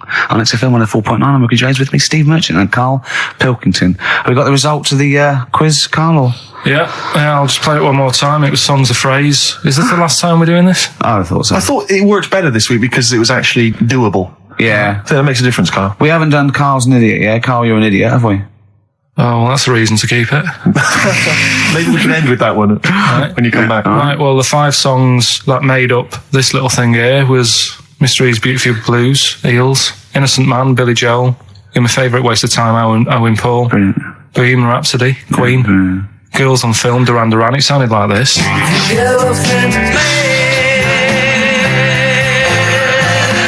my favorite. There you go. The Elephant Man is my favourite film. Hang on, was Bohemian Rhapsody in there? Yeah, it is. Oh, right, yeah. Right. Well, we're going to give that to Piley. He just calls himself Piley. Ian Pyle. Good work, Piley. What's happened to Anders? Well, I was just going to say, actually, we've not had correspondence from Richard Dickie Anders for some time. The Dickmeister General, with his naughty, insulting ways. Yeah, Anderson used to email regularly. Anders, get on your computer. Get in touch, mate. What do you think of the show? Hold on, though. To be fair, he was listening when we were pretty shoddy. If he's listened to the last 3 weeks, I think we're owed a little apology from you, Dickster. Exactly. Absolutely. Listen, Piley, we want to send you all those goodies, including Scottish rock, but we don't have your address, so email in your address and we can send it off to you. All right? Yeah. More adverts? Yeah. Bit of Snoop. Beautiful XFM 104.9. Gervais, Merchant, Pilkington. Carl had a treat in the week, didn't he? He couldn't believe his luck. We know Darren Brown. You know Darren Brown, the sort of magician, mind reader fella. It's more special than that. Well, called me up in town. Said, "Do you mind if we bring along Carl?" He went, "Pleasure." Carl's very cynical, saying, "Well, he won't get into my head." Yep. Great, wasn't it? It was brilliant. He went, "Can I ask him questions?" I went, "Well, no, he's social." He went, "I'm not coming." I went, "Well," he went, "Well, I'll ask him. I want him to know how he did that trick when he said, 'You've got the winning ticket.'" I went, "He's not going to tell you. He's a magician." He went, "Well, it's not worth it then, if I can't quiz him." But he came I along. still did, though, didn't I? I got in there with the questions that the people wanted to know about. Yeah. Yeah, go on. What did you ask him and what did you find out? I said, how do you do that? I love the fact that the first half hour, me, Steve and Darren Brown were convincing Carl that he didn't see a ghost when he was 5. Yeah. And then we got onto the tricks. Yeah. Well, it will live in my mind. He won't get inside my head. Yeah. And he got inside your head magnificently, Carl, didn't he? I mean, were you not amazed? I mean, Darren promised actually that he would come on the show in the future, and then you, the listeners, can see how he can baffle, amaze, and generally freak out. I think we should film everything that happens, right? Because it's just a waste, because you're only getting half of it when you hear what Carl has to say. Because his face... Yeah. Honestly, it says 1,000 words. Yeah. Do you know what I mean? It's just, I think we should film it and just put it on a DVD of Carl's facial expressions. This is Carl thinking he saw a ghost. Yeah. This is Carl thinking they were going to clone a man moth. Yeah. It's just different faces. So do you want to try and explain what he did and what marvelled you so much? Right, yeah. He comes in, he sits down. I'm a bit sort of, bit spooked by him straight away. Oh, you're spooked by him straight away? Yeah, there's a weird thing about him. Right? So anyway, he sat there, and I'm watching him. It's because he was naked. Checking, seeing what he's, looking at and stuff. Yeah. So anyway, he gets his paper out, and I think, right, he's going to do a bit of trickery in that. And he says to me, right, write down a number and a name, right? It was between a two-digit number, and a name of anyone you know. Yeah, right. Now the thing is, I thought of the name because I was telling Steve earlier about the kid at school who I fell out with, right? Yeah. Over that girl who was called Aris, Yeah. right? So that name was like in my mind, ready to go, because I didn't want to use anybody's name who I knew, sort of now, because maybe you've mentioned it in the past. Do you know what I mean? I couldn't say Suzanne. I knew Colin Macon anyway. Yeah, well, do you know what I mean? So I picked a name, yeah. Well, I thought you might have been thinking about Auntie Nora. So I picked this name, right, that you three didn't really know about, right? Number just came to mind, right? So he 42, says, right, we were never thinking of that. 42, right? Yeah. He said, right, just keep saying it over and over in your head. And I'm there, and he's saying all these sort of different numbers at me, and I'm trying to throw him off a little bit. Every time he said a number that was nothing like 42, I was sort of smiling, looking a bit nervous. Yeah. Don't know if you caught that, right? I just, all I could see was you looking sort of blank. Oh, right. So I was doing stony that. faced. He picked the wrong person. When he said, let your mind go blank, you'd realise he picked on the wrong person then. Yeah. Right? So, you had to squeeze his head to get it going again. I said, Darren, if in doubt, he'll be thinking of monkeys. And Darren looked at Carl and he said, were you thinking of monkeys? He said, I tried not to and I thought of them more. Right, that's true as well. Yeah. Right. So I'm there thinking of these numbers and that, and then he said, right, let's just talk about other stuff for a bit, right? So I was like, well, I'm not going to say anything. Yeah. Right, because I don't want you to catch me out. But then when we were talking, I was trying to like knock him off track. Do you know what I mean? Do you know what I mean? I played a bit of hardball with him. Yeah. I was like saying, because we were talking about aliens and that as well, weren't we? And I was saying, well, they might come and land again in 2060. Oh, clever. You know what I mean? Dropping in different numbers and that. And so doing all that, playing him at his own game. And I think I had him for a bit. On the ropes, right? So anyway, comes down to the time when he's telling me the name and the number. Yeah. And, well, he explained what he actually did. I mean, that was... He said, just think of a number at the end of it. And he said, oh, is it an I? And you went, it wasn't an I, but there is no, okay. And anyway, he got the name. Harris. Then he went and said, "Do you an extrovert?" And he wrote down these numbers. Well, he wrote down some numbers and he said that if you're an extrovert, these are the numbers you tend to choose. If you're an introvert, these are the numbers you tend to choose. And he wrote them down. And he said, I don't think you're really an introvert. I don't think you're this. I don't think you're that. And I think he came up with the number 32, didn't he? He said to you, you're thinking of number 32. You said to him, no way. You couldn't believe your luck, could you, when you'd caught him out? But he said it's either 42 or 32, didn't he? Yeah. Well, no, but it was beside the point, because then he said, rather brilliantly, hang on a minute, if you just add up these numbers here, that adds up to 42. It was a magic if you add square. Up those numbers, that's 42. That's 42 across diagonally there. That box is 42. All the numbers that added up on the page, whether you go across, sideways, down, across, whatever, always added up to 42. Yeah. Right? And he'd got the name Harris. Which freaks you out. He freaked me out. I kept saying to him, how do you do it? How do you do it? And he wasn't telling me. I was talking to people at work about him, and one lad said, apparently the trick that he uses is the same thing that Hitler did. Play record. No, seriously. Apparently it's the same thing, because he was saying... What? Play record. No, just let me finish, because I've even ran it by other people to check if I'm right on this. So let's do play record and come back to Because the people in the XFM office, they're pretty wise. They're up on that stuff. No, he used it in a different way. Play record.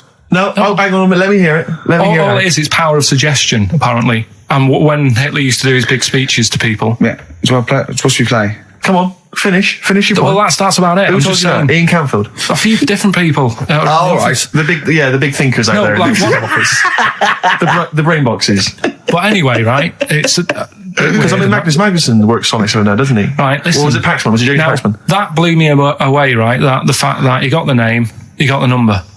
Spooky bit, right? I'm walking home. I called you up a couple of times and I left a message on your phone, because it was just amazing. Not only was he good at magic, but his maths was brilliant.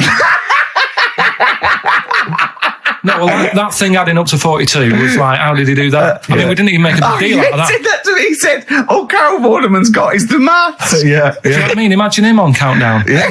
He'd even know what they were going to write down. Do you know what I mean? So a bit of a wasted talent. I should see him again about that. I think he's... He asked him, I said, why are you doing it on mucking around on telly? Then he went, sorry? He went, why are you mucking around on telly? Yeah. And he said you could make some serious money. I think Steve went, well, he does all right. He went, nah, but if he did that the ticket thing all day. Yeah. But didn't you say to him you should be working for the police force? I said, yeah, he should be in a police station. He could help people out. Yeah. Do you know what I mean? It's not a daft idea, is it? Not really. Right, so anyway, right, so I get home, still, I'm calling different people up walking home, I couldn't believe it. Yeah. Right, I called Suzanne up telling her about it, and she's like, slow down. She said, you're like a little kid who's just been on a fairground ride or something. Yeah. Slow down. Right, so I'm telling her, call me mum and dad up. My dad wasn't that impressed. No, of course He's not. like, well, it's all been done before. But anyway, right, so... But then he wasn't impressed with Little Donkey, was he? Yeah, he's not impressed by much, is he? Right, so I get in. He probably had to nip back down to the phone box. Right. Do some thieving. Yeah. We've forgotten bread. No, I'll just go down the phone box. Yeah. So I get into my flat, right, and what they do in my flat where I live, they put the post in like these little pigeonholes. Right, and I don't normally check them out. I leave it for Suzanne to do, right? Sure. But this time, for some weird reason, I thought, right, I'll check it, see if we've got any posts. Open it up. There's only this. A letter for Miss Harris. Yep, there it is. Bona fide in front of us. A letter addressed to a Miss Harris. Well, does she live there? No, it's my address. She doesn't live there. Did she ever? Don't know. It doesn't matter. It's weird, isn't it? But We've never had. Normally, I think there was a guy who lived there called Yaki Shoki. Mr. 42. It was definitely wasn't an Harris, right? This is the first time we've had a letter for this woman. Yes. Right. But what are you claiming? Because Darren Brown himself admits that it is not paranormal, it is not supernatural, it is a trick. It's a trick. Is it? But he would say that, wouldn't he? Hitler said that. Play a record. Well, can we open this? No! It's illegal!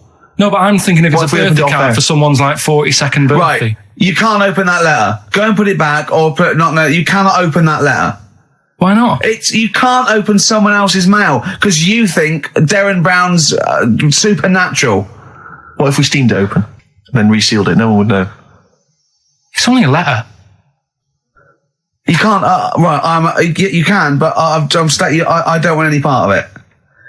Carl, I think you should open it. No, you open it. I'm not opening it. It's against the law. You should open it No, then. we won't open it then. They won't send you to prison. Forget it. You'll get off. Cure? Bit of Bit of cure? cure, There's no cure, no. I'm looking. Well, I'm tempted to open it. Well, do you want to, Steve? There you go. No, I'm not going to open it, but I think you should, definitely. 6 Different Ways by The Cure from the album The Head on the Door. We've enjoyed that. The head on the door, Carl. Ooh, bit of a coincidence. Spooky, isn't it? It was only 4 weeks ago you were talking about a head and a door. Exactly. Has the door got a number on it? 42. Oh, dear. So we're not opening it. No. Well, I can't open it because as the producer, right? Oh, yeah, because your standing in society is such that they'd make a real example of you. Yeah. A producer of a tin pot radio show once a week. Yeah, he should know better. He can press buttons and talk at the same time. Sending down.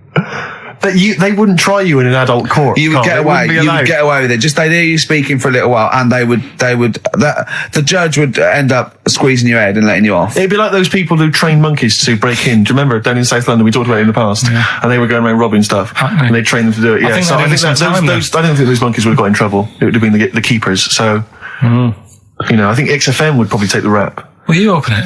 No, I can't be seen to open it. No, he's a I'm writer award-winning. director. Exactly. So am I. I can't be seen to open I'll it. give it here then. Right, I'm having no part of this. That's against the law, but Right, I'm having no part of it. open it. Come on, you've started now. Right. The thing is, right, if it's important, we can say maybe she's listening. But do you need to stress? What it could be anything. What are you going to say? We're going to say, oh, and if you are listening, Mrs. Harris, you have got gonorrhea. Call the clinic. Do you know what I mean? It could be anything. Oh dear. Oh well, I think my talk did well. Well, what is it? Is the number 42 on there? What is it? Can you say? Be careful. What? Let me see what it is. What is it? Dear Sir, Madam, your periodical dental inspection is now due. Would you kindly contact the surgery to make an appointment? Mrs. Harris, if you're listening, your periodical dental inspection is now due. You might want to contact the dental surgeon that you normally go to. She's could have a faulty tooth. 42. I don't believe it. 42. 42. Oh my God. God, that Darren's good. Darren Brown's good, isn't it? Oh dear. That's some blur then. Carl, is that really 7.5 years old? Blur. The Universal. Alright? Voice words there. Yeah. Just made me think. Sure. Carl, I asked you in the week, didn't I? How old was that kid when that was out? She wasn't born. So she was about 30.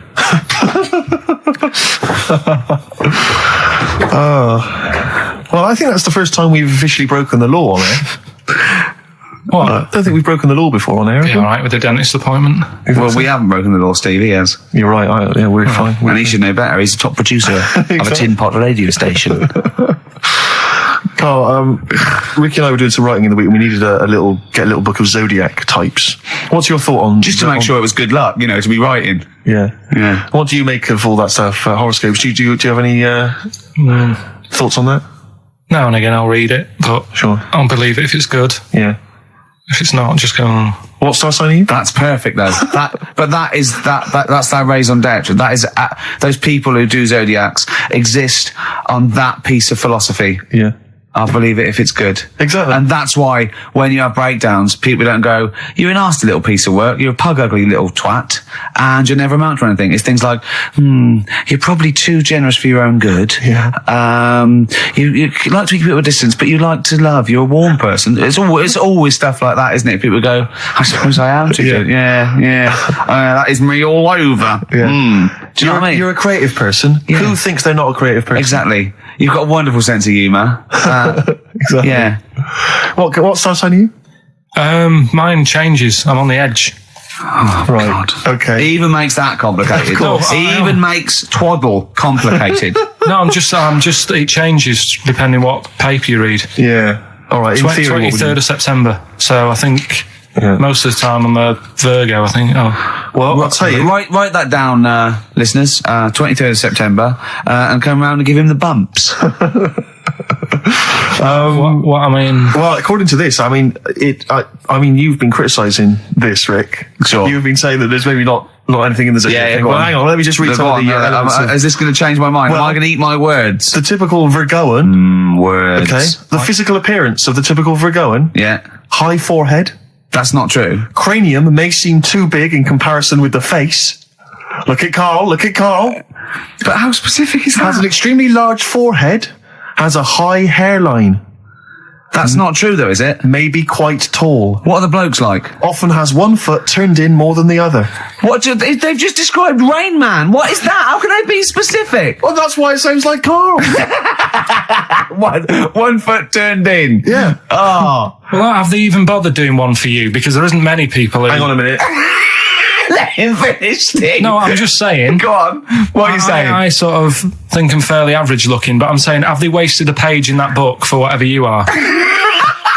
It started off me being dissing him and stuff, and you've been nice. Hang on a minute. I don't think you can be a Virgoan because it says that they are normally quick, alert, and intelligent. But no, actually, I have to say, it says here, behaviour and personality traits of the Virgoan as a child, is an excellent mimic. Can learn many things in a short time. Not really sure of you, is it? Rarely questions authority, but frequently questions facts. You never question facts. Yeah, you never question authority. He's scared of authority. Yeah. You're usually very upset if teased. That's true. Yeah. Isn't it? Oh, yeah. Hang on a minute, though. Yeah. Can't take a bit of stick. Too much depends, pressure. If you can't stand the heat, get out of the kitchen. Yeah. What to teach a young Virgoan? Myths, fairy stories, make-believe, daydreams, and how to use imagination should all be taught to young Virgoans, so they have plenty of magical moments to remember in their adult years when they are often alone. I'm changing my mind. I know. This is good stuff. This is really good stuff. All right, well, let's see. What are you? I don't think we should talk about that. Yeah, let's have a look. It says that Vergoen is, I love some of the specifics of this. Vergoen is an employer. He's excellent as the boss of a small company. yeah. Don't get him on a Tuesday. He's probably stamp collecting then. Yeah. Come on, He loves a bit of haddock. Okay, let me look at mine. Oh, that is good though, Carl, isn't it? That is you all over. I've changed my mind. It's brilliant. It's a real science. They've really put their work in with this one. Let me see. Sagittarius, Sarah Jones. Sagittarian is a happy, playful little clown. Little. Greets everyone. Oh, dear. Yeah. Let me see. Sagittarius. He's only going to read the good bits though, isn't he? Yeah, exactly. If that's it, what can it say? Have they done yours in sort of small print because you've got special eyes? I don't know what that insult is, Carl. What kind of an insult is that? Well, you know. He's happy with that. Look at his face. He's done me. Oh, dear. Back together. Little baby bird. On XFM 104.9. Gervais Merchant Pilkington. Gervais, you're Cancer, is that right? Yeah. Just looking you up in the little zodiac book. Sure. Again, I've really changed my view. I used to dismiss these out of hand. Oh, here we go. These are bang on about you. May have remarkable teeth, perhaps prominent, irregular, or in some way unusual. You have got quite strange teeth. Who doesn't know when they're English? Even if slim, may appear broad or plump. May be plump or tend to put on weight very easily. Yeah. Correct. Yeah. Behavior and personality traits. Loves delicious food and drinks, but almost always dribbles, even when past babyhood. How specific is that? It's true of you, though. You know what that is, You though, can don't barely keep you know what that is, don't you? Because I was born at a certain time of year. Exactly. And that's what happens. They They tend to dribble. Yeah, well, no, that is fair enough. I think it starts to fall apart, though. Why? When it says, Intelligent, handsome. No. It just says, takes work seriously and does not like frivolity. I mean, a man who spends most of his time squeezing people's heads and struggling them to the floor. Yeah, maybe it's not, dear. I did squeeze his head. I squeezed his You head did squeeze his head. many times. Although it does say that it says about your loves and hates, your likes and dislikes. You apparently like anyone who loves his or her mother. It's so specific. Oh, dear. What Well, there you go. Cars? Let's have some adverts, please. Hoo, it won't do. Listen to the Gallagher Boys and stop crying your heart out on XFM 104.9. No need to. It's Monkey News. So there's the time. Time for Monkey News. Can we have the jingle?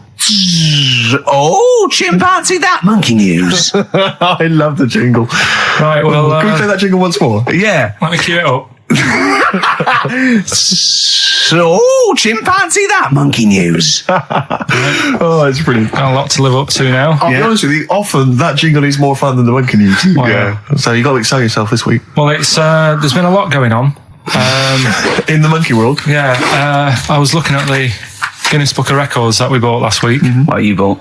What that I bought. Is it still wet? As I was cleaning the tea off it, I was having a little read through, and there was some monkey stuff in there. There was this isn't the actual story. I'm just telling you what it's like looking up monkey news all week. It's like behind the scenes. It's like the making of Monkey News, which is actually available on DVD. Exactly. It's 12 minutes unseen footage, just the making of Monkey News, which is my favourite bit in a way. If you enjoy Monkey News, see how it happens. See, from conception to It's all put together. yeah. Go on. Yeah. What's a typical Monkey News day?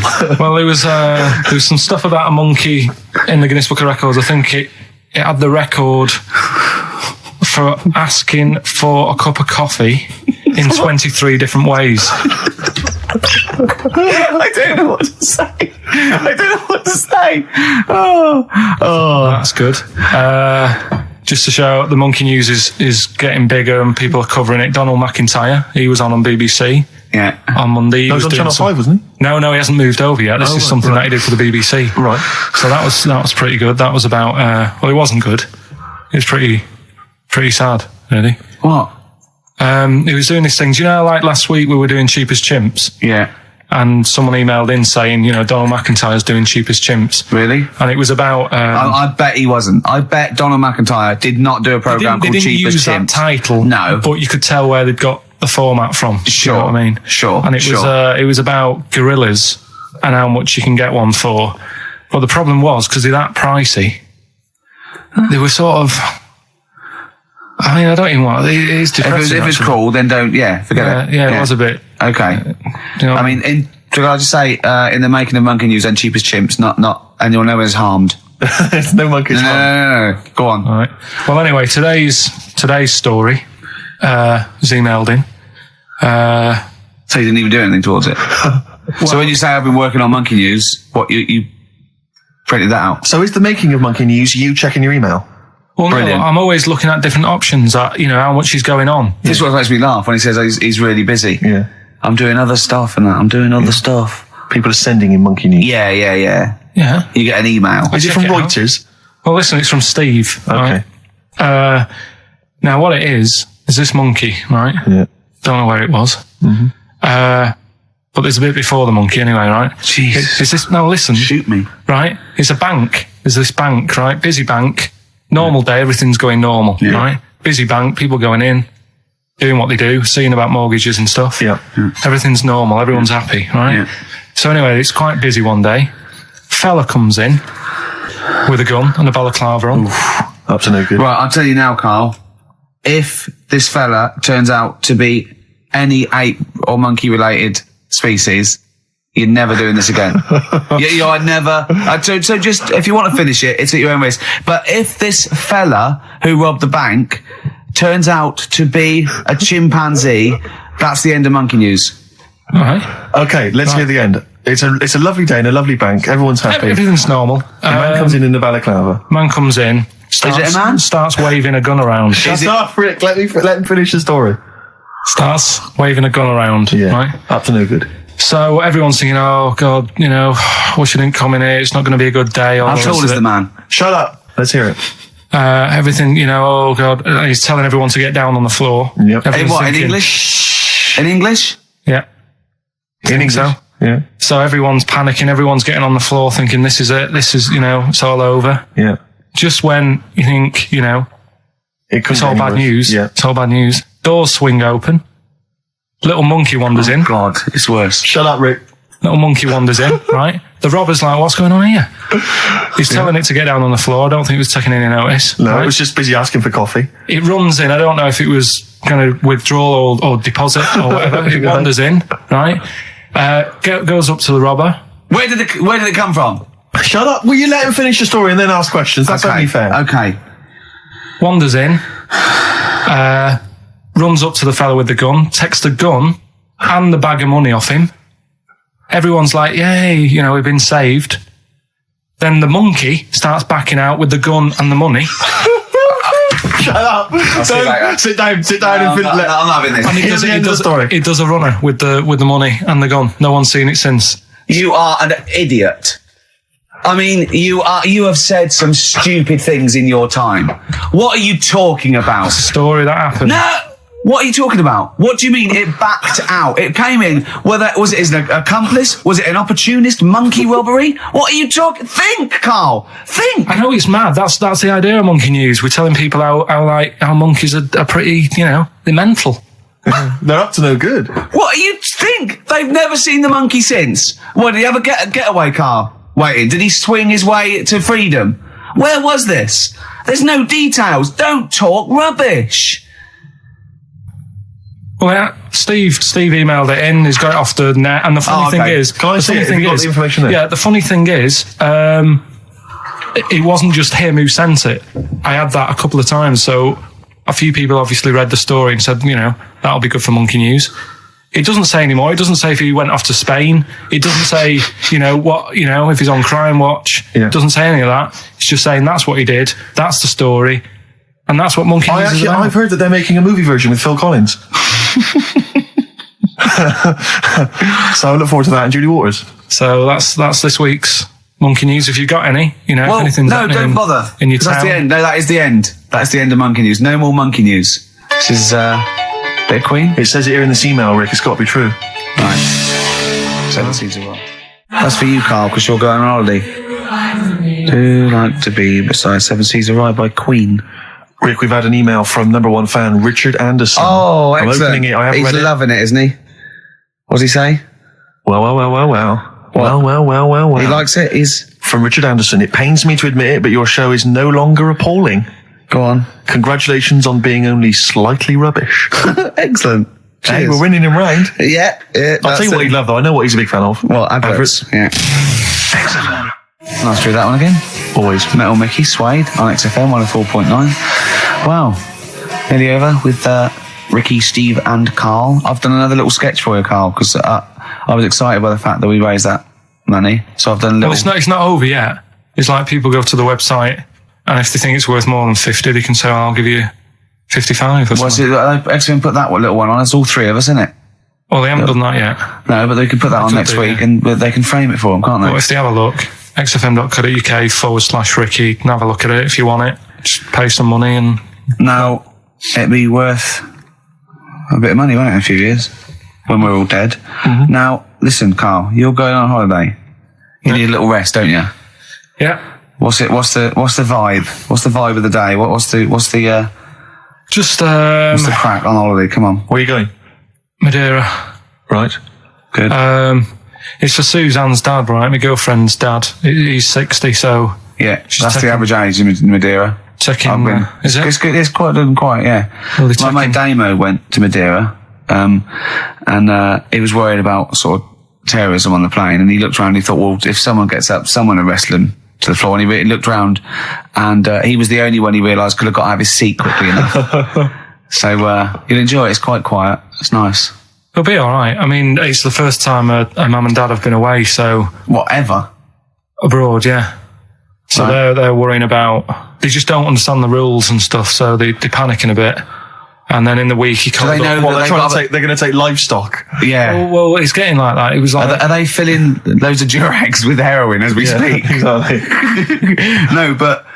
do they know about passports expiring, don't they? I mean, they're not completely stupid. They know about all that, right? Yeah. And he called up in the week, one of the questions said, what's the best thing, when you're going abroad, what's the best thing to use to carry tea bags? So it was like, what are you worrying about that for? They'll sell tea bags out there. And he's like, well, we want to take our own. It's like they'll sell tea bags. Yeah. And he's worrying about that. He's saying, can I put it in a glass jar? So put it in a glass jar then. He's saying, oh, I'll bubble wrap it. So he's bubble wrapping a tea thing. It's just, I mean, it is annoying me a bit because it's meant to be a week off from you annoying me, and already he's niggling me. Yeah. But you are easily wound up. You are a very finicky little fussy person. You don't like the slightest bit of pressure. See, I thrive on pressure. I'm working here, working there. That's the way I work as well. That's always doing stuff. Monkey news. You know what I mean? Oh yeah, Monkey News. I got an email. I won't read it to on air. It's rubbish, but that's one feature. That's my bit done. That's all I have to do. I'll tell you what. When I'm away next week, do Monkey News and see what you can find out. All right? Oh, there's a challenge. See what you can do. Yeah. I've already told them about the Guinness Book of Records one, so you can't use that. Yeah. Right. We're going to find the best Monkey News ever, Karl. Wow. What was it you said to me about... Because, I mean, the thing is that you don't really like people, do you? That's the truth of it. People annoy you, don't they? They wind you up. Yeah. What was it you said to me about friends? You don't... He doesn't like friends. He doesn't want any more friends. He doesn't want any friends. Is it because one day they'll ask me to help him change a tyre? Yeah. What was it? No, it's always hassle. The tyre he sits and swings on in his back garden, he means. It's just... They call up, they ask for stuff, they want favours doing. Yeah, they want a pint, they want to chat to you because they like you. I know they're a pain in the arse. I'll tell you what, Karl, you're better off without them, mate. Although, to be fair, Rick, friends like you... Yeah. You're not judging them on me, are you? You're not judging all possible friends on like me. him. Just they do sort of, you know... You know, some friends will never touch you around the head or I never want to see you for a week, am I? Do you want to get a little squeeze in? I am going to get a little squeezing. Can I come around there and squeeze you? Squeeze him in now. We should play the last tune. Well, we'd go to ads and that's it, really. Is that it? We've got no time for records. That's a shame. We'll have a quick squeeze. A quick squeeze. Well, that's like a Benny Hill slap there on the front. All right, that's enough of that. Right. Okay. I'm not squeeze it. Right, that's it. Excellent. Will I do you for a week? Yeah. All right. See you next week. See you later. See you, Rick. Have a good holiday. All right. What? Ricky and Steve are here. Karl Pilkington is away today, so Mr. Ian Cantfield. Stop it! This is my signing off link. Right, look, I'm running into your show now and it's your fault. Mr. Ian Cantfield's with Ricky and Steve today.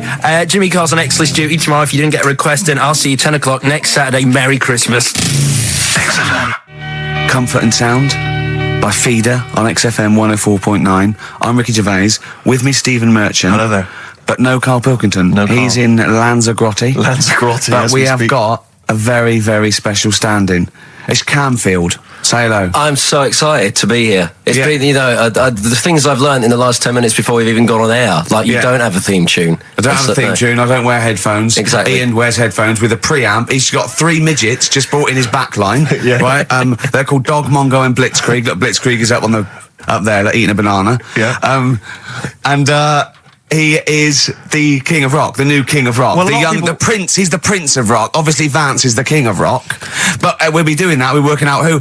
Over this, and by the way, Camfield, I don't want the Ian Camfield that does XFM and going, and it's fast approaching 1:23, here's Ash. I want the Camfield that goes, I snorted ants with Lemmy. Okay? So, we want the real Camfield. All right. I bought in Metal Christmas, is that all right? That's my only request from this show, that we do play Paul Di'Anno's version of Santa Claus is Coming to Town. The rest of it's over to you. Yeah, we're going to play some Christmas tunes. We're going to play some, our favourite hits of the year. But mainly, this is the rock programme. This is the rock programme. What worries me, Rick, is there's a lot of people who listen to our show and they're not regular XFM listeners. They just kind of crawl They're out not regular people. Stupid on a Saturday afternoon, put the show on. So they might not be familiar with Ian Camfield is a young man. He's been in he's about 14. He's been in radio. It's weird, he's 14, but he's been in radio for 15 and a half years. He was weaned on the milk of a Vance. Right? And he's going to be the new rock god, aren't you? Well, I'm trying. Yeah. No DJ Camfield. Just go, right? And over the 2 hours, I want to work out the 4 pillars of rock, right? I want 4 names, 4 pillars of rock, right? Huge rock pillars, and then I want the king who stands astride them like the archangel of metal.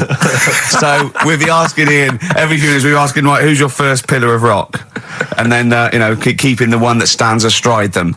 Okay. And how many do we need? Well, we need 5 names then, don't we? The 4 pillars of rock and who stands astride them. Right. Okay. Like the Overlord with these Axe Attack albums. Yeah. This is Oasis. Christmas. Oasis doing their version of Merry Christmas, everyone. It's Christmas. It seems only appropriate that we play the occasional Christmas tune. There aren't many decent ones. We will be playing the greatest, not just Christmas, one of the greatest songs of all time, but certainly the greatest Christmas tune of all time, Fairy Tale in New York. Is that going to be the version done by, what's his name, out of Boyzone? Has he done one? Yeah. Because he's lived the hard rock and roll life. What's his name? What is his name? Ronan Keating? Yeah. He wasn't bad on Room 101, actually. I think he's lightened up a little bit. Good luck to him. Yeah. Yeah, as well. Yeah. A lot of people ask me, Camfield, I'm sure you can you've probably got experiences of your own that you might want to talk about, but people ask me what Ricky's like in real life. And I don't want to get grotesque. It's Christmas, people are listening, people are eating sandwiches, but he has a flatulence problem. I don't know if you're aware of this. It's not a problem. Right. Well, it is for us. Yeah. You may not. Yeah. I think the problem with Ricky is Ricky hates to miss out on anything. He's terrified that there's going to be something going on that he's missing out on, a conversation, a joke, someone falling over, And so he daren't spend any time in the lavatory because any period of time he spends in there, he could be missing out on some fun. So he kind of tries to get his lavatory, occupying time down to a minimum, an absolute minimum. Plenty of pissing. There's loads of that, but none of the other activity. Really, I mean, you keep that. Really, it's like you're in, you're out, and sometimes I don't think you've done the full job, Rick. Yeah. And today, I'll tell you this: my eyes were bleeding. It's intense. It's just a word of warning because the kitchen at XFM is out of bounds now. No one's going in there until the new year. A to J in the library. A to J in the record library. I'll tell you this: I don't know if Tony Blackburn's in the building. His wig will fall off. But seriously, not that he wears a wig. He doesn't wear a wig. But if he's going down now, maybe he wants to play some Beach Boys. I mean, seriously, forget I'm a celebrity. Get me out of here. Forget you might have survived in the jungle, Tony. But you go down there, mate. Tony, would you rather eat a plate of maggots or go and get Beach Boys? Exactly. Saying A to J. Oh, pot pickers. Exactly. Jesus Christ. It is absolutely extraordinary down there. Oh, so I'll just be warned. But it's Christmas. Christmas. Why would Blackburn be listening to this? I don't know. They're probably doing a bit of Christmas shopping. Sure. And he's out and about with probably got his little, personal stereo on. Yeah. And he goes, I'll listen to the boys at XFM. Exactly. And Camfield, what do you think of it so far? Yeah? It's not Vance, is it? Okay, who is secured as one of the pillars of rock? Lemmy. Of course he is. Never changes his boots. 2 pairs of trousers. 3 shirts. Really? Yeah. And he just alternates them, does he? Yeah, so he yeah, might yeah. have the same pair of trousers for 2 weeks, but the different shirt. Is it true his rider is a bottle of Jack Daniels and 40 Marlboro? No, it's like one of those 100 packs. No. Yeah. One of the 100 packs of Marlboro, and he like keeps them stuck in his boots, which don't change.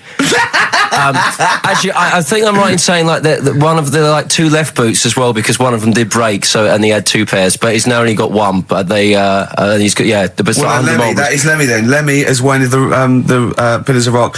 What would Phil Lynott get anywhere near this? Yeah, he would have done. Let's play some Lizzie then. Don't believe a word. Thin Lizzy on XFM 104.9. I'm Ricky Gervais, with me Stephen Merchant, and over there Cam Fools. Is that your impression of me? Yeah. Yeah. The rock one's better. The rock one's better. Yeah, you shouldn't try and be a DJ. Yeah. Growing up with Diano Tuesday night. Ian, I know you're keen to know this, Rick. What are your thoughts on XFM? Let's get behind the facade of Canfield. What do you think about this? Because we used to have, some conversations, You've been with XFM since the beginning, haven't you? I've been here forever, yeah. It's all right, isn't it? I mean, it's not quite magic. Well, no, a few things are. Got me eyes on the big 105.4, obviously, eventually. What, magic? Yeah. Now, do you think you want to do like a rock program on something like Virgin or Radio 1 eventually? Nah, I don't think so. No? No. What do you want to do then? What do you want to do? I want to start playing stuff like the Eagles and Steely Dan and Bruce Hornsby in the Range, truth be known.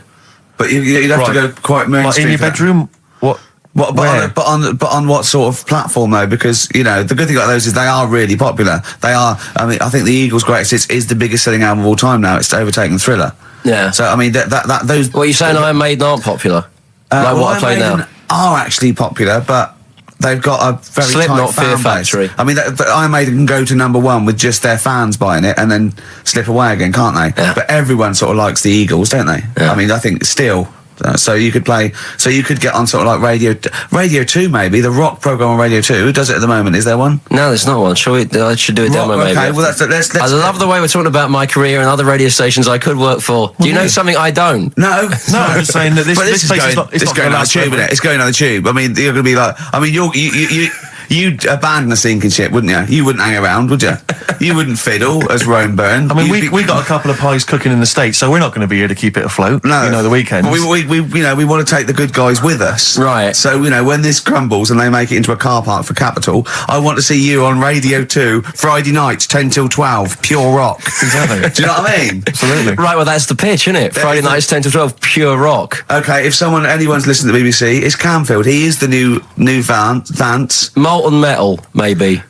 Molten Metal. That's good. My only concern with TV work for Ian is he doesn't look like the obvious rocker. I mean, people are listening, they probably imagine he's got the long, greasy hair. But that's he's got the modern look. T-shirt. Lots of modern bands now. They've got. I'm not slagging off. I'm just saying. I wonder if they've got short hair. It's not all long hair and strange beards and tattoos. No, the days of them all looking like Lemmy and smelling like Ricky are well and truly gone. Yeah. Have you ever had the long hair? Have you ever gone in for that? No. Never tried that? No. But I've got bullet belts and stuff like that. You're right. If you'd have wanted me to dress up, I would have dressed up and brought CDs. I mean, obviously I should have prepared more for this show. Sure. Yeah. We're going to play some classic rock, aren't we?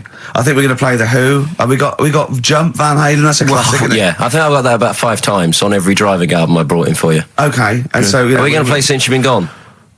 Yes. Yeah. What's next? British Sea Power. Yeah, I thought we should play a couple of singles that we've enjoyed over the last year or so, and this is one of them. Carry On, play at Canfield. And don't forget, Paul Di'Anno and Santa Claus is Coming to Town's coming on as well. Paul Di'Anno doesn't snort ants, he snorts ant eaters. Carry On from British Sea Power on XFM 104.9. Not bad at all. Now, listen, we should just point out to people that Carl's away, and we always slag him off because he provides very little. And he's an idiot. Well, exactly, to be fair. But he's obviously off in Lanzarote, and he's forgotten to tell us what the password is for our email, Rick. Idiot. So we can't get into the email. So we're going to have to use Ian's email instead. ian.camfield@xfm.co.uk if you want to get in touch. You're never going to have so many emails, Ian.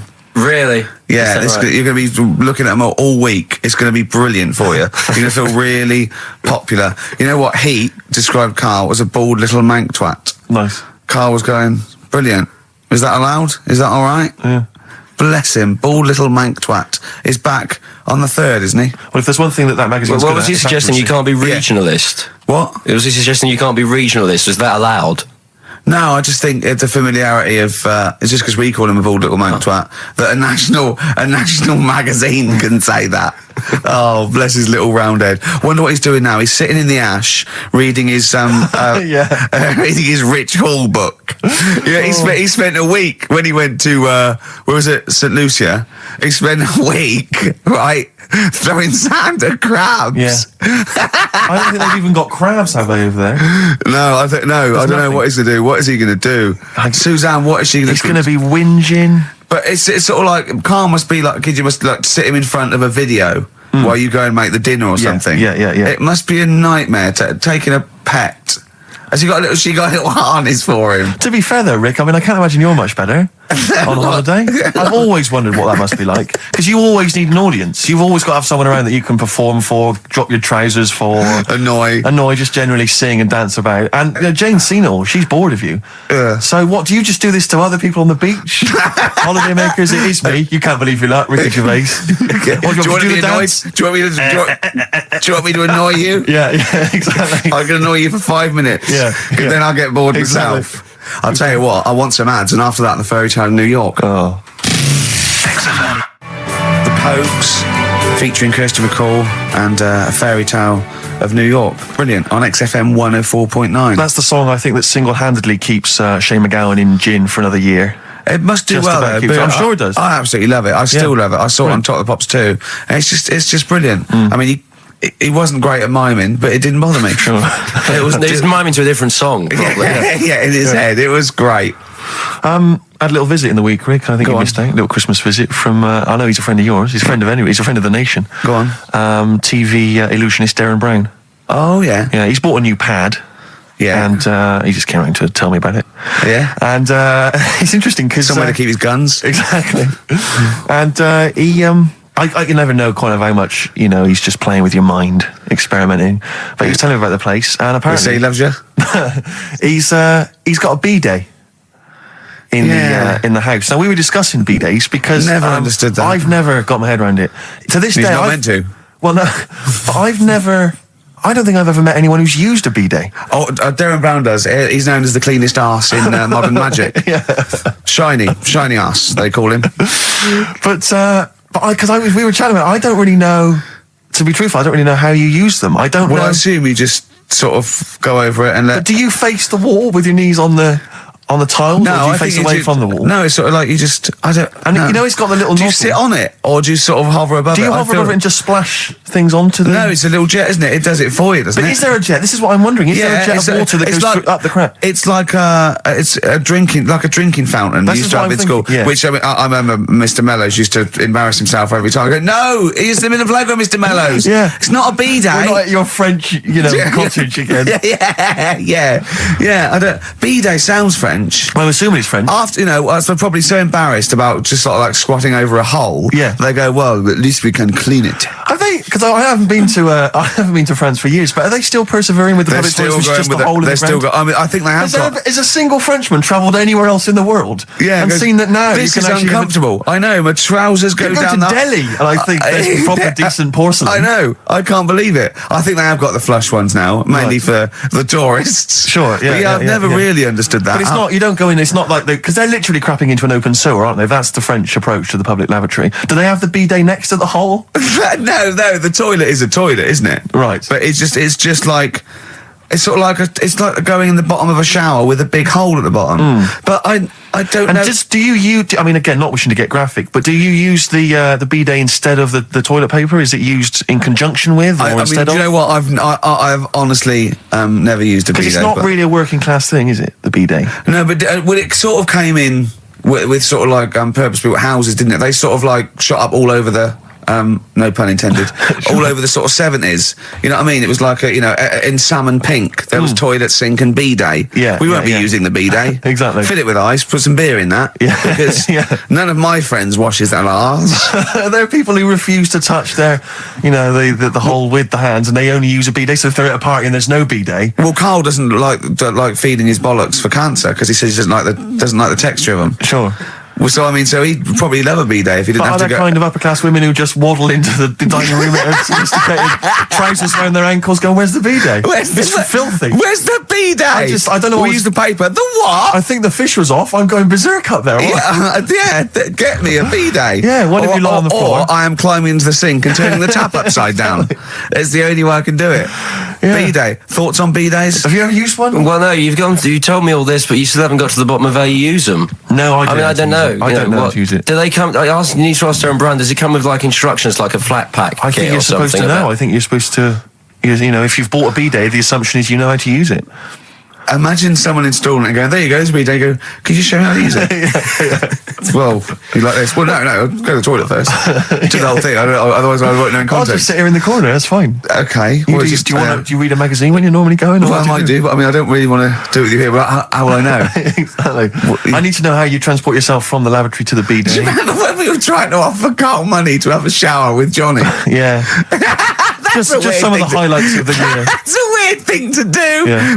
We nearly had him there, and then he didn't want us to watch. Yeah. We said, well, how do we know that you've done it or not? Yeah. He went, you are definitely bent. That's his conclusion. What we got lined up? Well, hang on, let's just say, if anyone's got any idea sort of how to use a B-day... Any idea for anything to talk about on this show? Well, that doesn't involve crapping or farting. We've done that. We haven't done little Chinese fellas or the gays yet. That's still to come in the second hour. Ian.Camfield@xfm.co.uk if you've got any thoughts on B-days or just, lavatories generally. Richard Ashcroft on XFM, Check the Meaning. I think it was out this year and we enjoyed it. So I certainly had a thought then that, someone like Richard Ashcroft, who's really cool. I mean, I think one of our greatest rock and rollers, really. He writes great tunes, does great albums. The Verve, already in history. I just suddenly thought of him listening to this and thinking, I wish they wouldn't play my songs because I don't want to be associated with that drivel. Yeah. Most people get a buzz out of it, get it on the radio. Do you think people say, don't let Gervais... Guilty by association. Do you know what I mean? I love that song. I love Check the Meaning. I thought it was a lovely song. And he's thinking, they're going to sandwich it to bring talk about little gay Chinese fellas and B-days. Yeah. Yeah. And it's going to make me look What worries me, Rick, is that if we had to draw up some kind of list of artists who would allow us to play their songs, it's going to be such a short list. Gary Glitter, it's just going to be a few people who, are slightly more shameful than us. I just thought of something. There are 1 billion people in China, and I assume it's the same percentage of homosexuality occurs as that's 1 billion, 1 in 10. That means there's 100 million little gay Chinese fellas running around. Richard Ashcroft, if you're listening, I apologise for that last... Think about it. John Lennon, are you okay? War is over. I heard a DJ in the week, I won't say who it was, but sort of like a cheesy sort of housewife choice DJ, and he played that, and he went, weird one that, isn't it? What do you think of that the first time you heard it? Strange one. John Lennon, Yoko Ono, war is over. Here's the moment at least out there. I love that. Oh. What does he mean? That's exactly what I want from a DJ. That kind of insight. We were talking before the break about how many little Chinese fellas there are. Yeah. Billions. An awful lot of them. Brilliant. Good. More the merrier. Are you familiar, Rick, with the scary fact, I don't know, Camford, if you're aware of this, and it's chilling. I don't know where I've heard this from, but apparently... And this is kind of legend, I didn't just make this up, this is well known, that if all the Chinese people in China, right, no, come on, if they all jumped up and down at the same time, apparently, this is what they say, apparently it would cause a tidal wave that would wipe out America. That would destroy America. I love the idea of coordinating that. Brilliant. Well, I like the idea, firstly, they don't need weapons of mass destruction, they don't need nuclear weapons, because they got that threat. They can't constantly. have on that, you can't count a tidal wave as a weapon of mass destruction. Or jumping. Tony Blair could send in sort of people, UN people going, look out for anyone jumping. Exactly. Because all they need is an immense sort of skipping rope. Oh yeah, once a little fella in Japan holding one end, a little fella in Russia holding the other. Exactly, yeah. And they go, on your marks, you'd have a lot of coordination over that one little... Maybe like someone like Mr. Motivator, kind of coordinating it all from the top of the wall, sort of looking down. The Chinese equivalent. Yeah. Because I think that's why they built the wall. I think that's why they built the Great Wall. To jump off the wall. Exactly, they just climb on that wall. That's why that's the threat. And that's why America started the space race, because you can see it from space. Exactly. So they're up there monitoring constantly. This is Eagle to Houston. There's lots of little Chinese fellas about to jump. Yeah. This is Houston. Are they wearing them? We just need to confirm they're Chinese. Are they wearing those? Are they wearing those conical hats that look a bit like a lampshade? They are. They are. We just need to confirm they're Chinese. Because if I was the leader of China, what is the name of the? Is he the king of China? We're so ill-educated, aren't we? Is he the king of China? The czar of China? Is it? What is it? Is Chairman Mao still there? Is he still? Chairman someone. Chairman someone else probably. The new chairman. Or chairwoman. Don't be sexist. And actually, when I said there's a billion people in China, so there's 100 million little gay Chinese fellas. Yeah. Someone phoned up to say half of them are women. Yeah. Well, of course. Yeah. Straight on the phone with that. Well, I meant little lesbian fellas or little gay fellas. Yeah. I mean, I wasn't being sexist. But I'm just saying there's probably 100 million little gay Chinese people. What worries me, Rick, is if I was the premier of China, or if it was some of the people I went to school with. Is it premier? Oh, whoever is the king of China. I was the king of China, right? Isn't he the king of China and king and I? Or is that he's somewhere else, isn't he? That's Siam, isn't it? I don't know. Is that not in China? Where's Siam then? We're not. It's Ceylon now, isn't it? I don't know. Or was that? Oh my God! Someone educated listening must be tearing their hair out, listening to three buffoons in a room. If I was the king of China, let's assume it's the king of China. Okay, yeah, you'd be tall. But when sometimes you've had a few drinks, whatever, I mean, I'm sure you've done that thing where you order a pizza for someone, a mate or whatever, or send a taxi around to their house, something like that. Yeah. What I do is I just phone up George W. Bush and go, seriously, mate, you better send some stuff over, money and that, and videos, because seriously, they're all outside now. 1, 2... Yeah, and you can freak them out. Send us some knives and forks because I am fed up with these sticks. Yeah. It's ridiculous. I don't know why we're still sticking with them. I can't pick up the tiniest little bit of chicken. It's crazy. It's rubbish. Send us some cutlery. I'm having a nightmare eating yogurt. Oh dear. This is 104.9 Racist FM. Absolutely. Jonah Louis. Should we apologise for that? Not at all, no. It's all right, Stand by it, yes. That was his follow-up to You'll Always Find Me in the Kitchen at Parties. Yeah. One of my favourite lyrics. She was into French cuisine, but I ain't no cordon bleu. Brilliant. Yeah, looking forward to playing that in the new year. What happened to B.A. Robertson? Don't He know. knocked it off. I was standing in the corner and the ball came across. What was the other one he did? I don't know. We're not as old as you. Oh, no. This is all gobbledygook to us.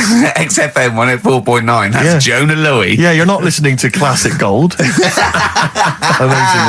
I've still got my own teeth. I think, Rick, I was the subject of a Christmas con in the week. What, you mean you bought something for £4, then saw it for £4, £3.90 as you walked home? That would make me livid. Because I've seen you really livid. I'm absolutely furious. When I bought my PlayStation, I saw I could get it for £5 cheaper down the road. I was absolutely And fuming. you'd already walked to about 19 places, God, I remember. yeah. I actually left you after about an hour. Yeah. No, I do. I'm furious because I got to get a bargain. I hate the feeling that I'm being ripped off. Yeah. And I'll tell you this, I'm loving online shopping. Oh, the savings I'm making, Rick. Really? It's crazy. Really? Getting 15, 20 quid off some things. Is it really? Oh, amazing. But these things, I might point out, are like Jaguars and Mitsubishi cars. Exactly. Yeah, but it's worth shopping round. No, this was not so much a con. It was a con, but it wasn't so much one of those just a missed bargain. Yeah. Doorbell rings, answer it. It's a couple of girls. They must have been 13 or 14, maybe. Now, I've always had a problem with teenagers. I'm intimidated by teenagers. In case they call you a dork or something. Well, I mean, I told you before, I was walking down the street once, and there's two guys coming towards me. I mean, real losers. Do you know what I mean? Glasses, the spots, greasy hair. Do you know, really pathetic. And I was sniggering to myself. I was thinking, look at those losers. And as I passed them, I heard one of them look at me and say to his mate, look at that geek. I was furious. I was thinking, I'm allowed to call you a nerdlinger, but gee, I don't expect it back. I was really furious and upset. And so, as I say, these teenagers are at the door, and they were quite aggressive, quite aggressive girls. And they had a piece of A4 paper, and they went, "We're doing a sponsored thing." Yeah. But I didn't quite catch what it was they were doing that was sponsored. I think they sort of fudged it. They went, "We're doing a sponsor." Oh yeah. And I went, right. And they went, "Do you want to sponsor us?" Boy, they picked on the wrong person. I was a bit intimidated. I don't know why I said no. I was worried maybe it was part of some kind of, hidden camera show, Yeah. And so I said, yeah, all right, I'll sponsor you. So they handed me this form, and I always thought you were supposed to have quite an official-looking form for any sponsorship thing. But this was literally a piece of A4 torn out of a notebook. It was the back of a Gareth Gates poster. Exactly.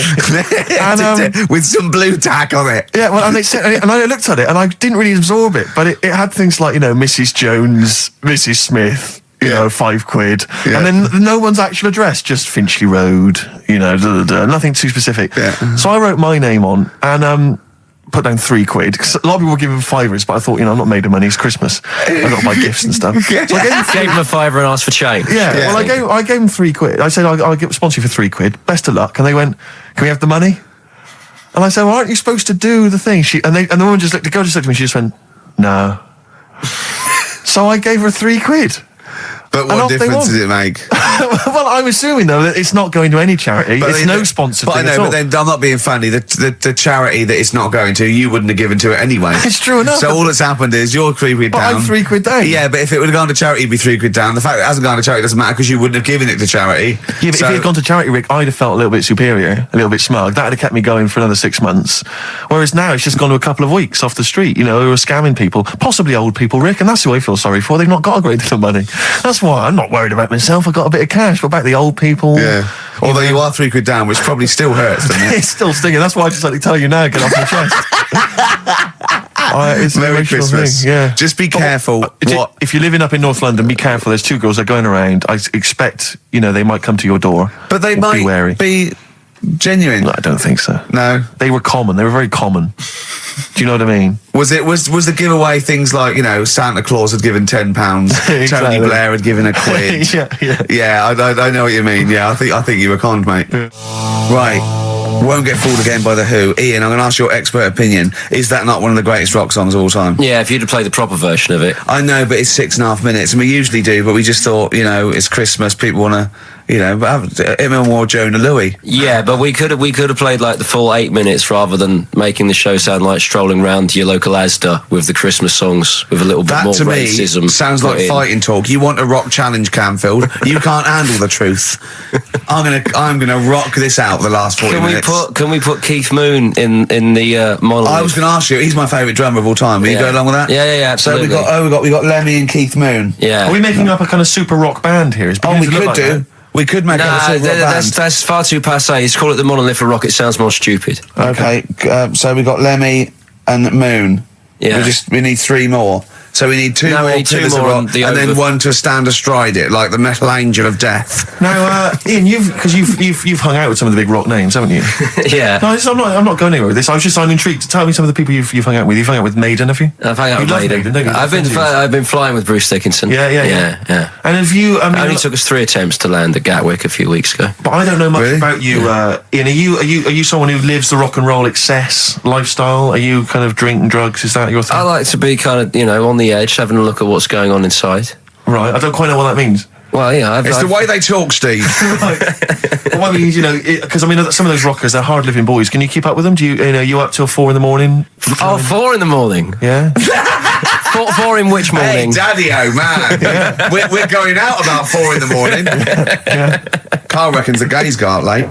Yeah. His favourite song is The Killing of Georgie, right? And he went, yeah, but would it have happened if he'd have been, going out a bit earlier? Yeah, well, no, fair point. Yeah. Is that song time specific then?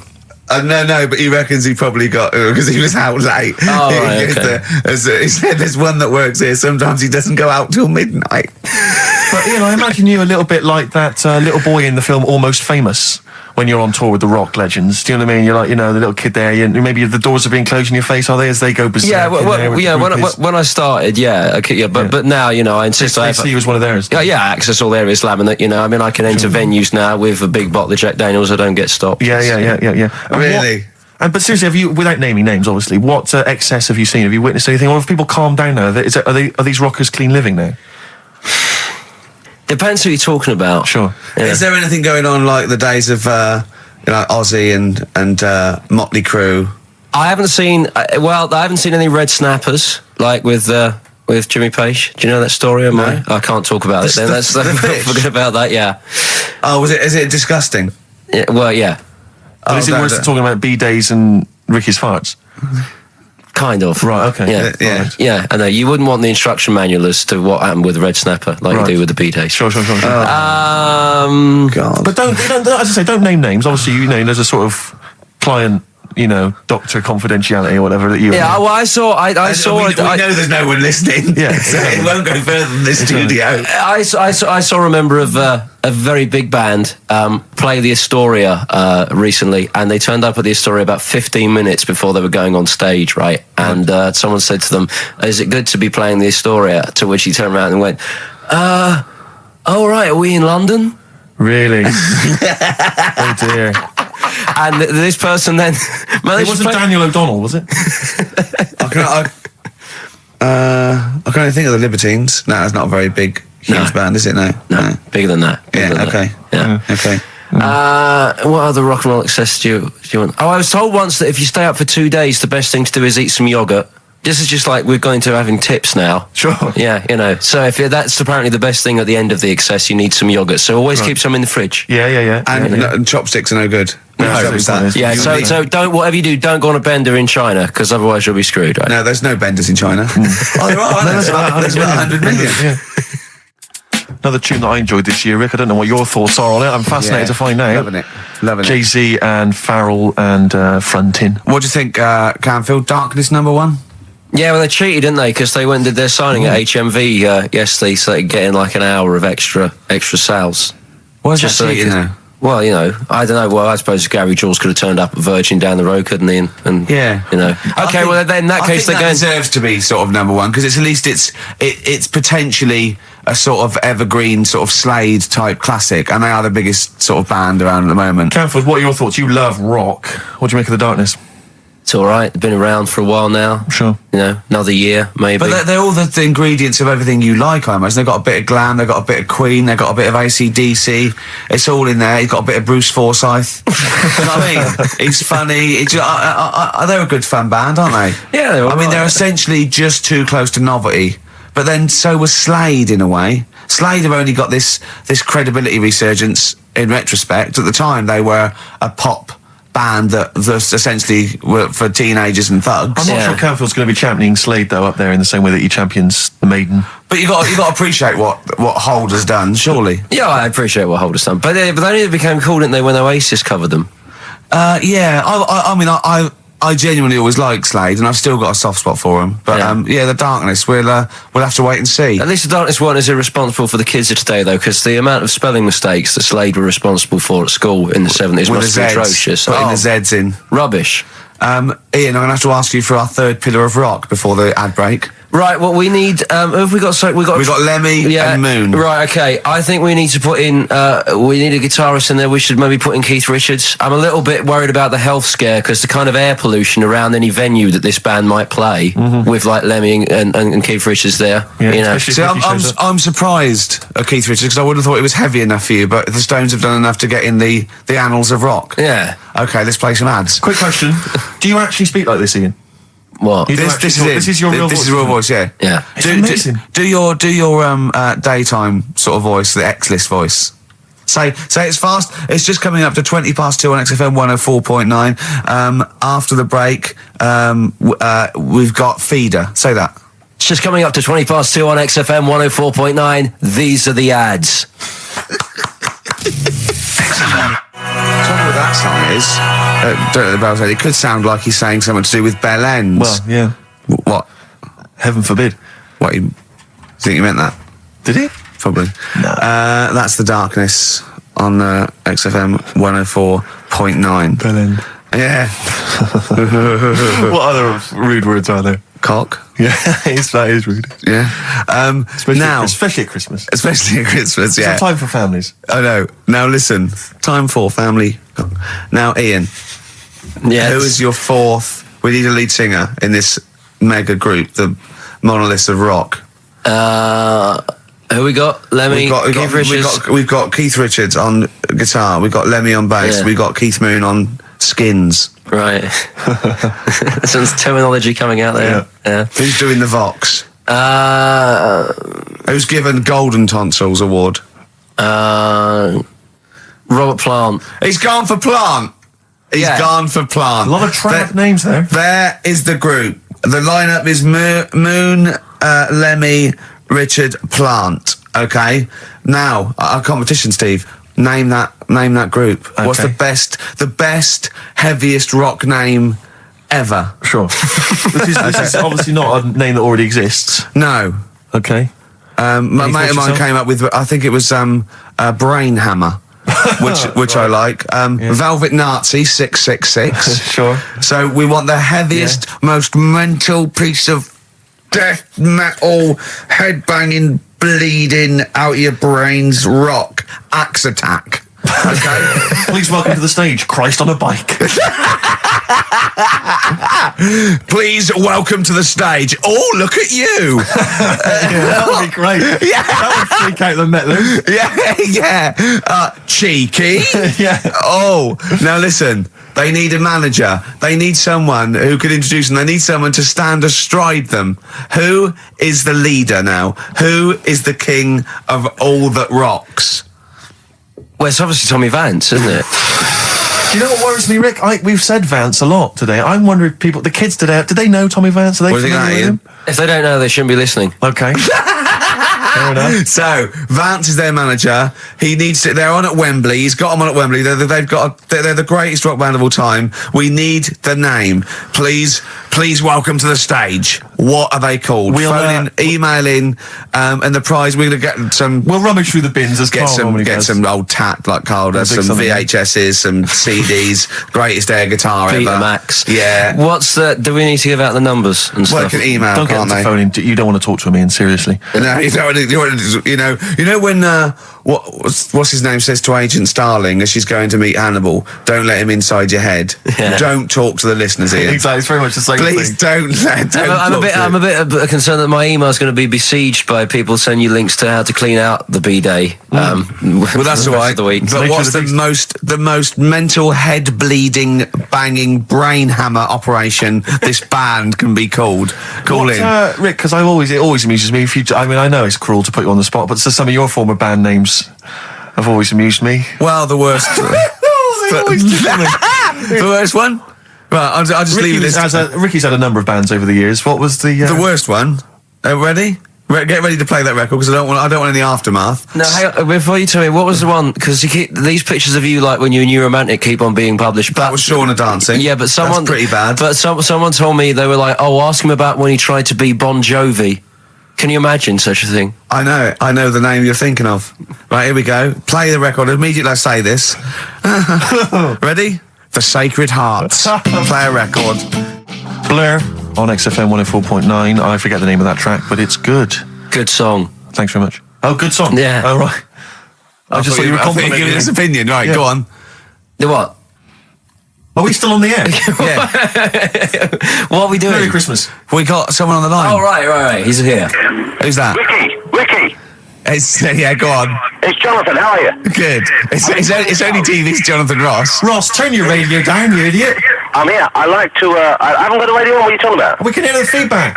Well, I haven't got it. It's not my fault. It's your incompetent radio station. And also, didn't you hear? We said don't call in. We don't want to speak to the listeners. I'm not listening. I'm a visitor to your shows. I'm special. You know that full well. I know you're special. Right. Yeah, What have you got a name for the band? Yeah. You ready? Yeah.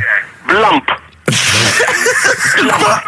B-L-U-M-P. I tell you for what, you can't have a normal word. If it's the monolith band of all time, you can't have a regular word. It doesn't make sense. How can you have a regular word? All these ideas you come up with are rubbish.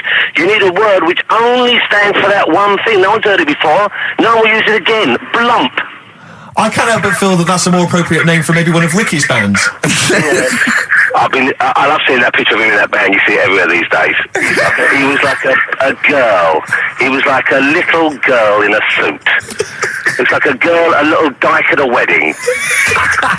What was that? That's got to be the kettle calling the pot black, surely. I've always got nothing but 100% heterosexual. We're not sure about. There's not anything wrong with it. I know that, but look at you. I actually had to get that in. There's not anything wrong with it. I'm Jonathan Ross. Oh dear. I was thinking the other day, right? The Comedy Awards. Yes, sir. You didn't have to say some awful things about poor celebrities, poor has-been celebrities with coke addictions and fat lips and faces where surgery's gone wrong and everything. And when they're on the show, they're going, "Oh, you look lovely." Yeah, I'm nice to them. Well, I'm nice to them to their face, but obviously when I'm not with them, I like to let my true feelings be known. What's wrong with that? That's how everyone. Well, I'll tell you what, you can get anything off your chest you want on this show. Any celebrities you want to talk about? There's no one listening. Yeah, it's just between me and you. A lot of people listen. They listen to my show, and after they've had a few hours of, good laughs, they like something bland to just cool them down afterwards. So they flip over. We know this happens.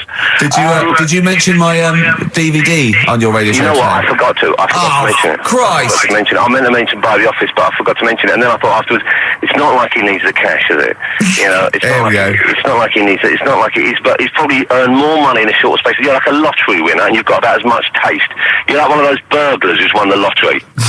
I am. I'm dressed like an Albanian window cleaner at the moment. Burglar from Reading who won the lottery, and now he's fritting it away on what? I do feel sorry for my neighbours. I've moved into a really nice place. I feel like it's the hillbillies. No, it's nice you've moved in though, because it's nice. It's given them something to sort of talk about behind your back. You've united the whole block. Right, go and play with some Japanese wind-up toys now. I'm going home to play Mario Double Dash with my son. It's going to be a good afternoon. I phoned you once after I finished my show. It's about 5 minutes past 3. Yeah. And I don't mind if you I said, how you doing? You went, it's brilliant. You said, this is what you said. You went, everyone's out. Jane's taking the kids out. I've already masturbated twice, and I'm playing with a new Japanese toy. I'm masturbating now.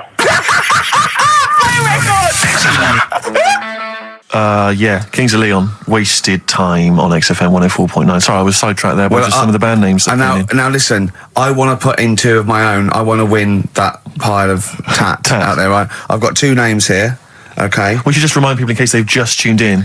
Oh yeah, Ian Canfield has chosen his mega band of all time. He's got Keith Moon on drums, he's got Lemmy on bass, he's got Keith Richard on guitar, he's got, who have you got singing?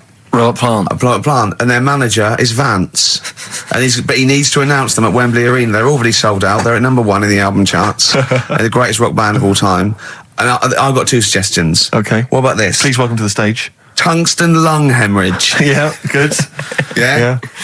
Please welcome to the stage. God dildo. God dildo, interesting. Nice juxtaposition there of God, the almighty creator, and a dildo. Nice use of some contrasting imagery there. Yeah. Powerful and topical. Tungsten lung hemorrhage. Yeah. We've had a couple also on the email. People didn't really include their names, but who cares? Please welcome to the stage, Balls of Steel. Balls of Steel, yeah. And we've had like Brain Hammer. Yeah. Brain Hammer's good. I Lots like of brain-related stuff. Quite liking the idea of tumour fish. Tuna fish, I like. Tuna fish is very good. I like tuna fish. I just wonder if there's one more contender. I don't know who this was, Ian, that phoned in with it, but possibly it's topical. Deathly Hem. Yeah.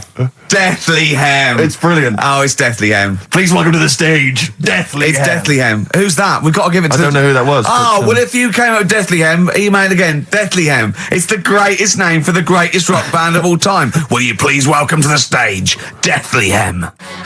It's Golden Tonsils. Isn't it? I was going to go see him once at the Camden Underworld about a year ago, and they had this sign up, right, saying that Graham Bonnet, who sang that song, had cancelled, right, and it said, God willing, he'll be performing tomorrow. And just in case you thought he'd cancelled because maybe no one bought any tickets, the doctor's certificate was beneath the cancellation sign. Brilliant. Well, we've sung that a couple of times drunk, haven't we, Ian? At the top of our voice. We have done it. It is the best ever. Yeah, it is. Ben has won whatever you're giving away. Yeah. Ben came up with Deathly Hem. Yeah, Deathly Hem. Yeah. I mean, if you are in a rock band, you're looking for a name, and you think you deserve that name, then write to us. We want to know that you're really heavy, and Ian Canfield would officially hand over the deeds of the name Bethlehem. Bethlehem? Bethlehem, yeah. Bethlehem. They only play at Christmas. You only play like big venues at Christmas, and it's all things about like fighting, like good versus evil, and God versus the devil. And you got to write songs like that. Yeah. Bethlehem on XFM 104.9. Perhaps that the debut should certainly be a concept album based on the Nativity play. Yeah, Brilliant. Nativity, yeah, that'd be just good. the whole kind of Old Testament in kind of rock form. Yeah, with it'd be extraordinary. It's the battle for humanity. Yeah, it's called Humanity Manatee, and it's a fight in the ocean of hell. Yes, sure. Yeah, sure. Yeah, I'd like to see a serpent. Maybe pictured That'd be a somewhere. serpent, isn't it? Oh, Track there's a 4. serpent. Track 4. Yeah. Track 4. Yeah.